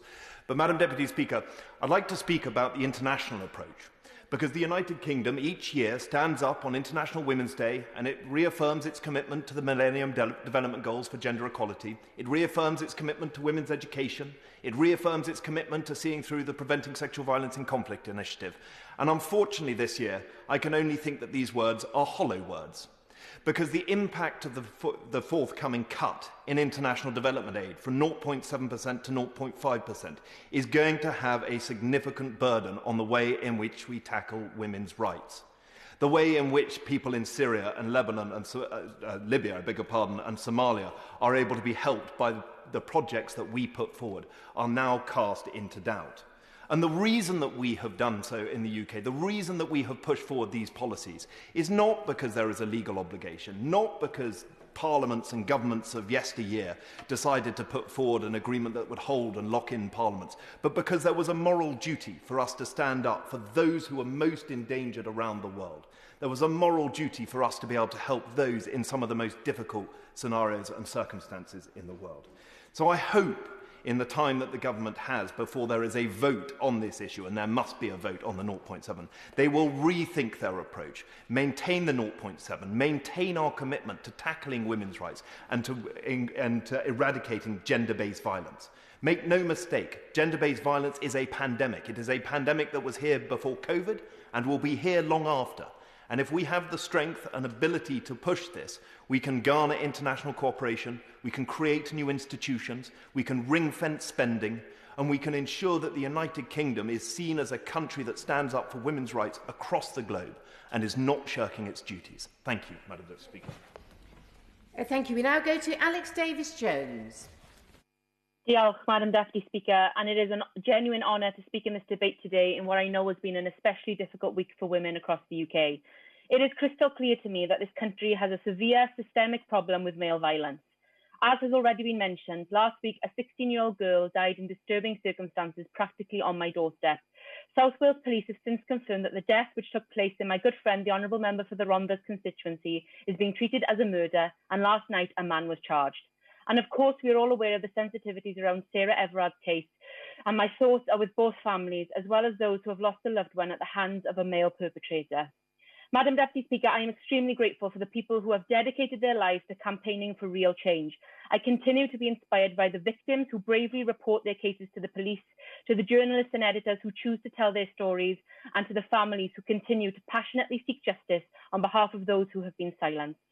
I am also grateful that my good friend, the member for Birmingham Yardley, along with the support of the incredible Karen Ingala-Smith and the Counting Dead Women Project, are able to use today's debate to painstakingly list the names of the women who have died at the hands of a male abuser over the last 12 months. But it shouldn't be this way. Madam Deputy Speaker, I fear that there are many more names that could sadly join this list if only their deaths were investigated and recorded in the usual way. If we're not clearly centrally measuring the number of victims, then how can we be possibly getting a grip on the steer or prevention?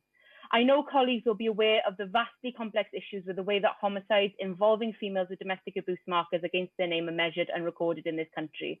There are families up and down the country who deserve clarity on the circumstances surrounding unexplained or sudden deaths, and there are more of these families than we may think. The situation can only change if more of us are speaking up on these issues, and it's been incredible to see so many colleagues touch on domestic abuse in their contributions today. There is clear work that all of us in this House can be doing to support campaigners and grieving families across the country. We can reach out and ask our local police forces for the data. We can push for clear guidance on how police should approach the scene when a woman with domestic abuse markers has died in a sudden or unexpected way. We can legislate to give agencies from GPs to local authorities to social services the tools to share information which will allow for the creation of a centralised database that has the power to speed up the police response. We need to start counting women and making women count. The women whose lives have been lost at the hands of an abuser deserve a voice, even when their own has been silenced, and I will not stop until I see practical reform. The system has failed these women, and it is our duty and honour to give them their lives in whatever way we can. Thank you. Our final speaker is Liz Twist. Thank you, Madam Deputy Speaker, and may I congratulate the Honourable Member for Basingstoke in securing this debate. International Women's Day is a day to remember and to celebrate, and this year I want to celebrate the wonderful women in trade unions. And I want to talk about my union, Unison, which has nearly 1 million women among its 1.3 million membership. Women working in public services, making sure that our essential services keep going. Nurses, healthcare professionals, healthcare assistants, cleaners, catering staff in our NHS, of course, which has been so vital this year above all others. And may I say, deserving so much more than the 1% pay rise proposed by the government. But women in local government, energy, schools, colleges, police, and of course, in social care for too long undervalued. And I want to say a huge congratulations to our new Unison General Secretary, Christina McAnee, elected by Unison members as head of Britain's biggest union. I know that Christina will do an absolutely brilliant job for her members and make a real difference for them. Now, I also want to mention some other brilliant Unison organisations and women here in the North East with whom I work. The brilliant Northern Women's Network, headed by Pat Heron, Maria Alberts, Linda Hobson, our regional convener, Nikki Ramanandi, Josie Bird, our National Unison President, and so many others working to fight for what's important to women in work and in society. And of course, our fantastic Regional Secretary, Claire Williams. So many more people I could mention, and in other trade unions, but time doesn't allow. Now, trade unions are still really needed by women dealing with fairness and equality at work, but I'd like to look back to an earlier group of women trade unionists, the Match Girls. I want to mention the campaign backed by Unison to create a permanent memorial for the Match Girls, the women and young girls who took strike action against the terrible conditions in the Bryant and May match factory in London in 1888. Their action led not only to better conditions for themselves and to their fellow workers, but inspired many more workers, male and female, to organise and fight for better and fairer conditions at work. How sad to hear that there has to be a petition to save the grave of one of the strike leaders, Sarah Chapman. I look forward to marking the 150th anniversary of the match tax protest in April. Perhaps we can also mark the day in this House. And this struggle continues today. A survey of Unison female workers, including nurses, teaching assistants and council employees, show that many feel on the brink of burnout, trying to juggle both work and home commitments. But today, we must also think of Sarah Everard, and my thoughts and prayers go out to her family. We now go to the SNP spokesperson, Kirsten Oswald. Thank you, Madam Deputy Speaker.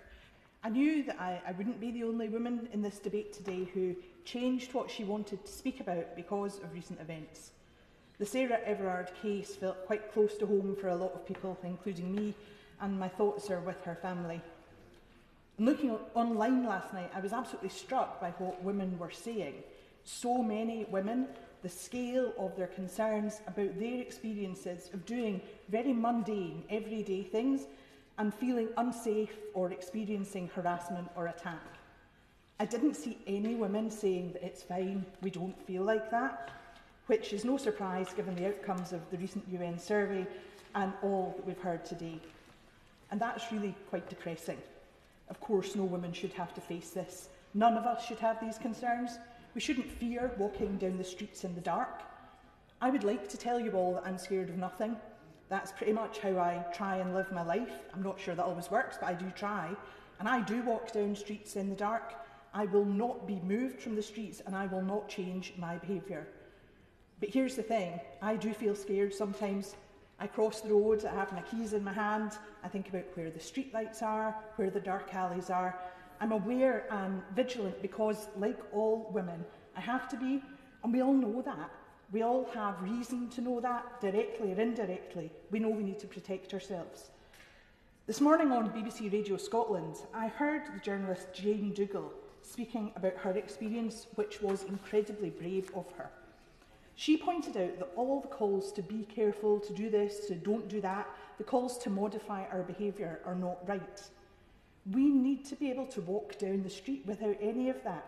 She was in her own driveway, and as she said, it doesn't get much more careful than that.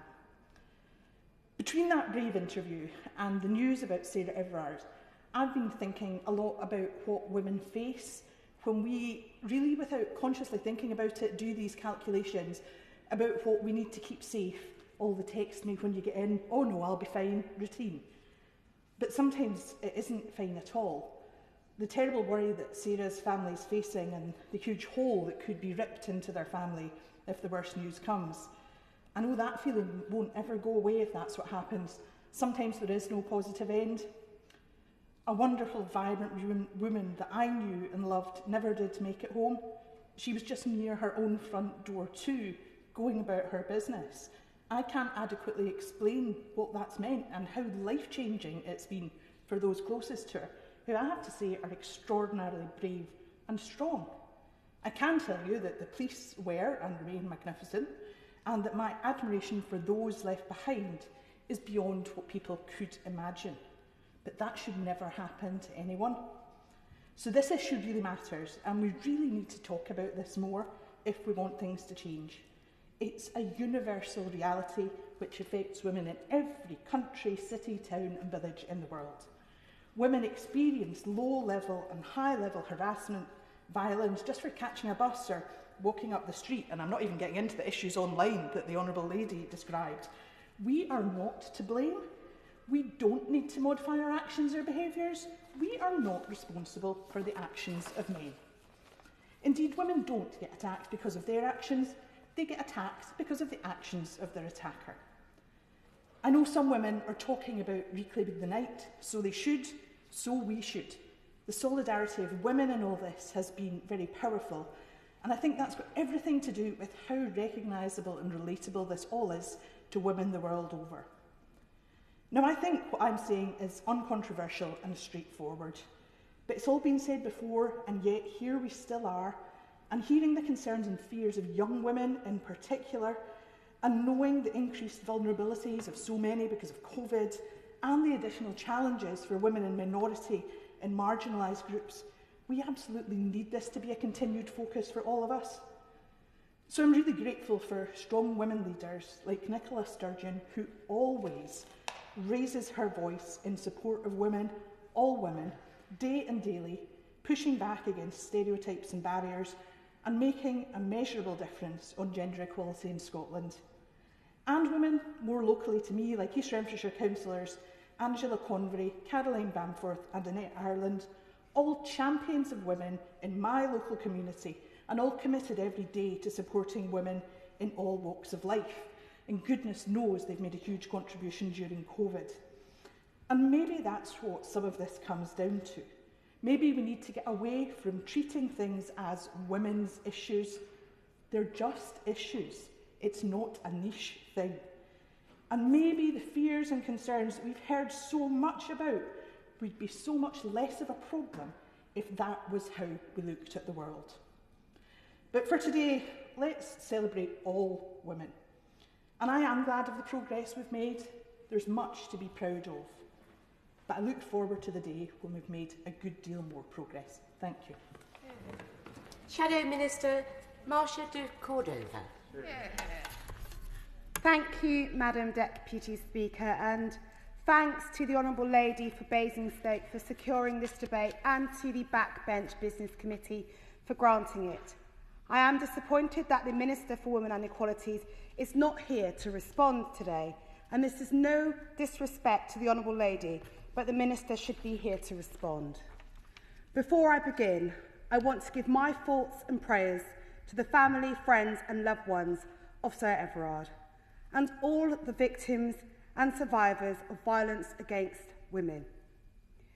From my own personal experience, I know what it is like to walk in the dark, feeling frightened, fearful and anxious.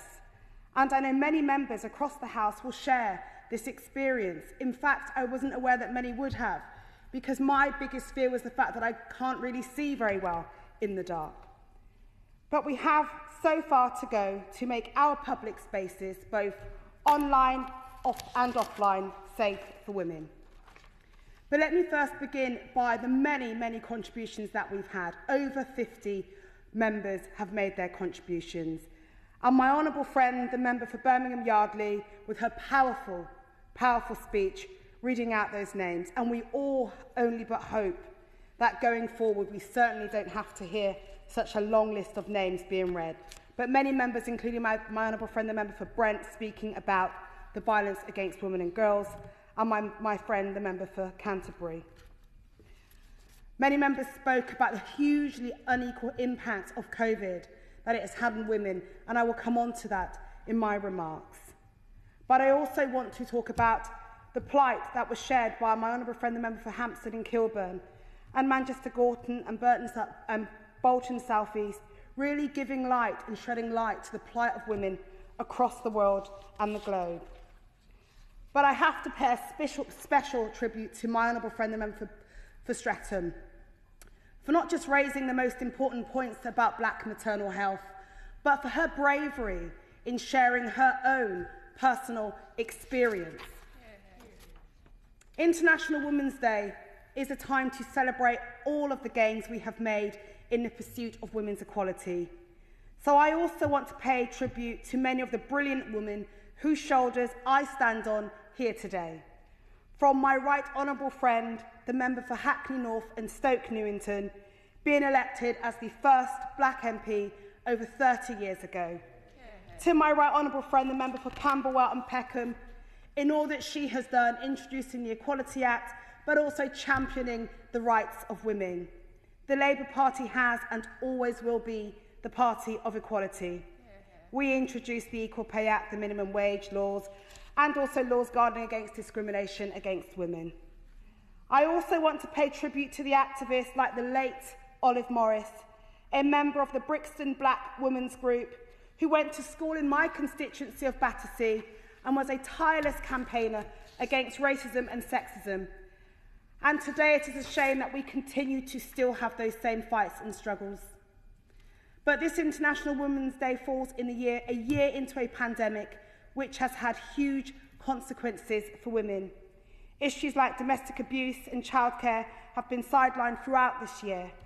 Pregnant women and new mothers have faced discrimination in government schemes such as job retention and the self-employment income support schemes. Young women have been more likely to work in sectors shut down, and mothers have picked up more of the unpaid care work with more of the homeschooling. Meanwhile, the childcare and social care sectors, where women are more likely to have to work, have been hung out to dry. And after a decade of austerity and negligence, these sectors are on their knees and are being ignored. Women have been on the front line of this pandemic, in our hospitals, our care homes, in our schools and in our homes. And yet this government thinks now is the time to give nearly 1 million women on the NHS frontline an effective pay cut. It is shameful. With gender pay gap reporting suspended for over a year now, we have no way of knowing what the cumulative impact of these failures will be. But what we do know, that black women are still 4 times more likely to die in childbirth than white women. That over half of victims and survivors of violence against women were turned away from refuges last year because of lack of funding. That migrant women remain excluded from the domestic abuse bill, and funding announced falls short of what is needed. And that online abuse against women, especially black women, on social media and in the press is going completely unchecked. This week alone, we have seen the Duchess of Sussex vilified by some in the media. The continued denial of racism in the media is unacceptable. Racism is real. It is a lived experience for many women, including myself. At the budget last week, we didn't see any action taken to tackle the widening of these inequalities that have been exposed and exacerbated by the pandemic. Instead, we saw a delay to the cut in universal credit. We saw a complete failure for disabled women by not applying the £20 uplift to employment and support allowance. And we have saw how the Chancellor is out there doing his bit with his high-vis and hard hat, sending a clear message about the industries he is interested in supporting. All the talk of kickstart, restart and recovery is meaningless for women unless the government commits to equal opportunities. We need to see that they will publish data that guarantees that equal numbers of jobs are created for women and men so that STEM and care are valued equally. I do hope that will be the case, as we will run the risk of a two-tier recovery, which will only widen gender inequality even further. I mentioned the Equality Act earlier, and I want to come back to it. I am concerned it is being all but ignored by the government and colleagues, including the Minister for Women and Equalities, who isn't here today. There have only been 2 equality impact assessments published since the beginning of the pandemic, despite this being the biggest public health and economic crisis for a generation. And there was no equality impact assessment of the budget last week. It is a complete failure that these acts are not being assessed adequately. It is unacceptable that equality guidance is being overlooked and ignored. So I want to end by asking the Minister, can she confirm whether the government will finally commit to publishing impact assessments? And Madam Deputy Speaker, we have come a long way, but progress towards meaningful change for women is still too slow. In light of all of this week's events alone, I'd like to know what the government will be doing to address violence against women in public spaces and in press. Is it not time that misogyny is made a hate crime? Will they immediately reinstate the gender pay gap? Representation and leadership matters. Diversity in decision-making matters. Thank you. Minister Maria Caulfield. Thank you, Madam Deputy Speaker. Can I start by saying how delighted I am once again to have the opportunity to take part in this important debate. And I'd like to thank all honourable and right honourable members for such powerful contributions this afternoon. There are just too many to single out, but how poignant it was to have both the mother and the father of the House taking part in the debate today. While, Madam Deputy Speaker, International Women's Day is an important opportunity to celebrate the achievements of women in the UK and around the world, it is also an opportunity to look at what more needs to be done. This year, COVID-19 is the biggest challenge the UK has faced in decades, and everyone across the country has been touched by it in some way.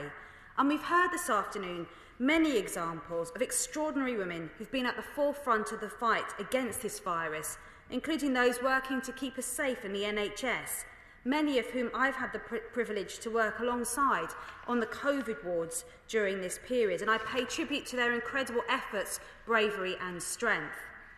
The United Nations theme for International Women's Day this year centres on women's leadership and the importance of securing an equal future in a COVID-19 world.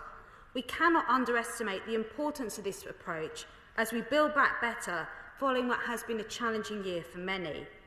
The economic impact of the past year is complex and emerging, but as the Office of Budget Responsibility, the Bank of England and the IMF have all recognised, our economic response is making a difference. It's saving jobs, it's keeping businesses afloat, and it's supporting people's incomes. But in order to protect jobs for women who are more likely to be furloughed, the government have rolled out unprecedented levels of support, particularly in crucial sectors like retail and hospitality that employ high numbers of women and those from ethnic minorities and younger people. And the Self-Employment Income Support Scheme has provided support for many of the 1.7 million self-employed women in the UK. And as of January the 31st, the scheme has received nearly 2.1 million claims from self-employed women across the 3 rounds of grants. However, despite the progress in changing the stereotypical views of women's role at work, evidence shows that during the pandemic, many women have been pressured into balancing work with childcare and homeschooling. And to help with this, the government has enabled employers to furlough parents who are unable to work due to the closure of schools, nurseries and childcare services. And I know many will want to welcome and thank those who've worked so hard for the reopening of schools safely this week. On the theme of women's leadership in a COVID world, we have seen some real-life heroines in the STEM sector. Women like Kate Bingham, chair of the UK Vaccine Task Force, or Dr. Jenny Harries, the Deputy Chief Medical Officer, or Professor Sarah Gilbert, who designed the Oxford vaccine. These women have quite literally saved lives, saved our economy, and quite frankly, saved our way of life and are role models for the next generation of women. And if we want to inspire young women, it is vital that we start early, and that's why we continue to encourage girls to take STEM subjects at schools, colleges and universities. And while there is work to be done, there has been a 31% increase in girls' entries to STEM A-levels in England in the last 10 years. However, during the debate this afternoon, violence against women has featured heavily in this debate, and the last 48 hours have hit home for all of us. And as the Honourable Member for Canterbury so well put it, today we are all Sarah, and my prayers and thoughts are with her and her family at this time. Women and girls are still suffering from unacceptable violence, and I would like to pay tribute to the Honourable Member for Birmingham Yardley, who unfortunately has become a sombre but important tradition in this House. Today, reading out the names of all women killed by men in the last year, and her list seems far longer than sadly it was last year. I hope she does not take this the wrong way, but I look forward to a year when she's unable to make a contribution to this debate. Because the home should be a place of safety and comfort, but for many it is not. And during this pandemic, the government has listened to charities and the Domestic Abuse Commissioner, and in last week's budget we announced an additional £19 million worth of funding to tackle domestic abuse, with £4.2 million for a 2-year pilot project of respite rooms to provide specialist support for vulnerable homeless women. The landmark Domestic Abuse Bill, had it been at report stage in the House of Lords this week, is on track to receive royal assent by the end of April, and we will be publishing our new Tackling Violence Against Women and Girls strategy in the spring. This will help to better target perpetrators and support women of these crimes. The government takes all forms of harassment extremely seriously, whether it's in the workplace, in the home or on the street. And I pay tribute to those across government, up and down the country, working to make the UK a safer place for women. As the Right Honourable Member for Basingstoke said, harassment is too regular an experience for women. And I'm inspired by many young women campaigning on these vital issues. And in particular, I want to pay tribute to my own constituent, Maya Tutton, and the Our Streets Now campaign, who are working hard to raise the issue of street harassment and the impact it is having on the daily lives of younger women across this country. And the tragic news of Sarah Everard this week emphasises their point. And so I welcome the statement by the Home Secretary today, reinforcing the government's commitment to protecting women and girls from violence and harassment. But it's not just physical abuse that women have faced during the pandemic. We know that more people have spent time online, and while there have been many benefits to this, there of course have been greater risk of harm. And the Honourable Member for Highburn so eloquently put how many female MPs, in fact, if not all of us, know only too well about the reality of online abuse and the constant toll of negative comments which people would never be brave enough to say to your face. Online abuse is unacceptable, and our approach will make platforms responsible for tackling abuse online, including anonymous abuse, while protecting the rights of freedom of expression.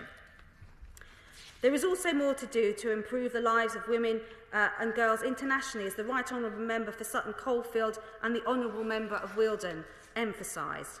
And one of our most visible commitments to this is ensuring 12 years of quality education for girls around the world. This is the most transformational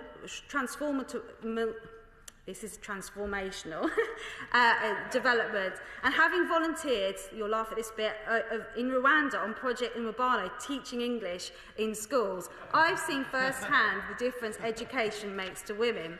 There are perhaps a few random women, Madam Deputy Speaker, speaking English right now with a slight Cockney twist, thanks to my efforts. But education is the key to breaking down barriers for women. And in the last 10 years, the UK has supported at least 15.6 million children gaining a decent education, over half of which are women. In conclusion, Madam Deputy Speaker, can I once again thank all those who have contributed to this debate this afternoon, and can I thank my right honourable friend, the Right Honourable Member for Basingstoke, for securing this debate. Maria Miller to wind up. Madam Deputy Speaker, I'm sure this is probably the first time that two Marias have followed each other in a debate, and I'm very glad about that. And this debate comes at the end of a week of events organised by the APPG for Women in Parliament, marking International Women's Day, with fantastic support from Mr Speaker, many members and honourable members, right honourable members, the House Service, Parliamentary Archives, Commonwealth Parliamentary Association, the Interparliamentary Union, Fawcett Society and UN Women. This has been the first time we've organised events in this way, but I don't think it will be the last. Can I also thank the APPG Secretariat, the Fawcett Society, and also my parliamentary staff, particularly Rachel Edwards, for her extraordinary commitment to organising this week's programme. In a world where gender equality issues are so entrenched, it's right we should spend some time to think about how we can do things better. Can I thank every one of the 67 colleagues who wanted to contribute today, many of whom were not able to speak.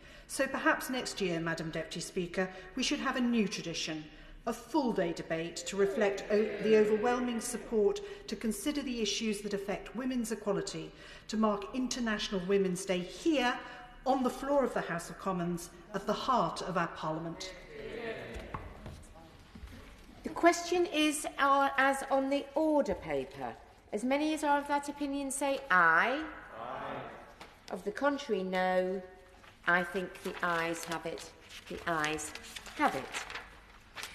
With the leave of the House, I shall take motions 7 and 8 on the Church of England measures together. Motions number 7 and 8. I beg to move. The question is as on the order paper. As many as are of that opinion say aye. Aye. Of the contrary, no. I think the ayes have it.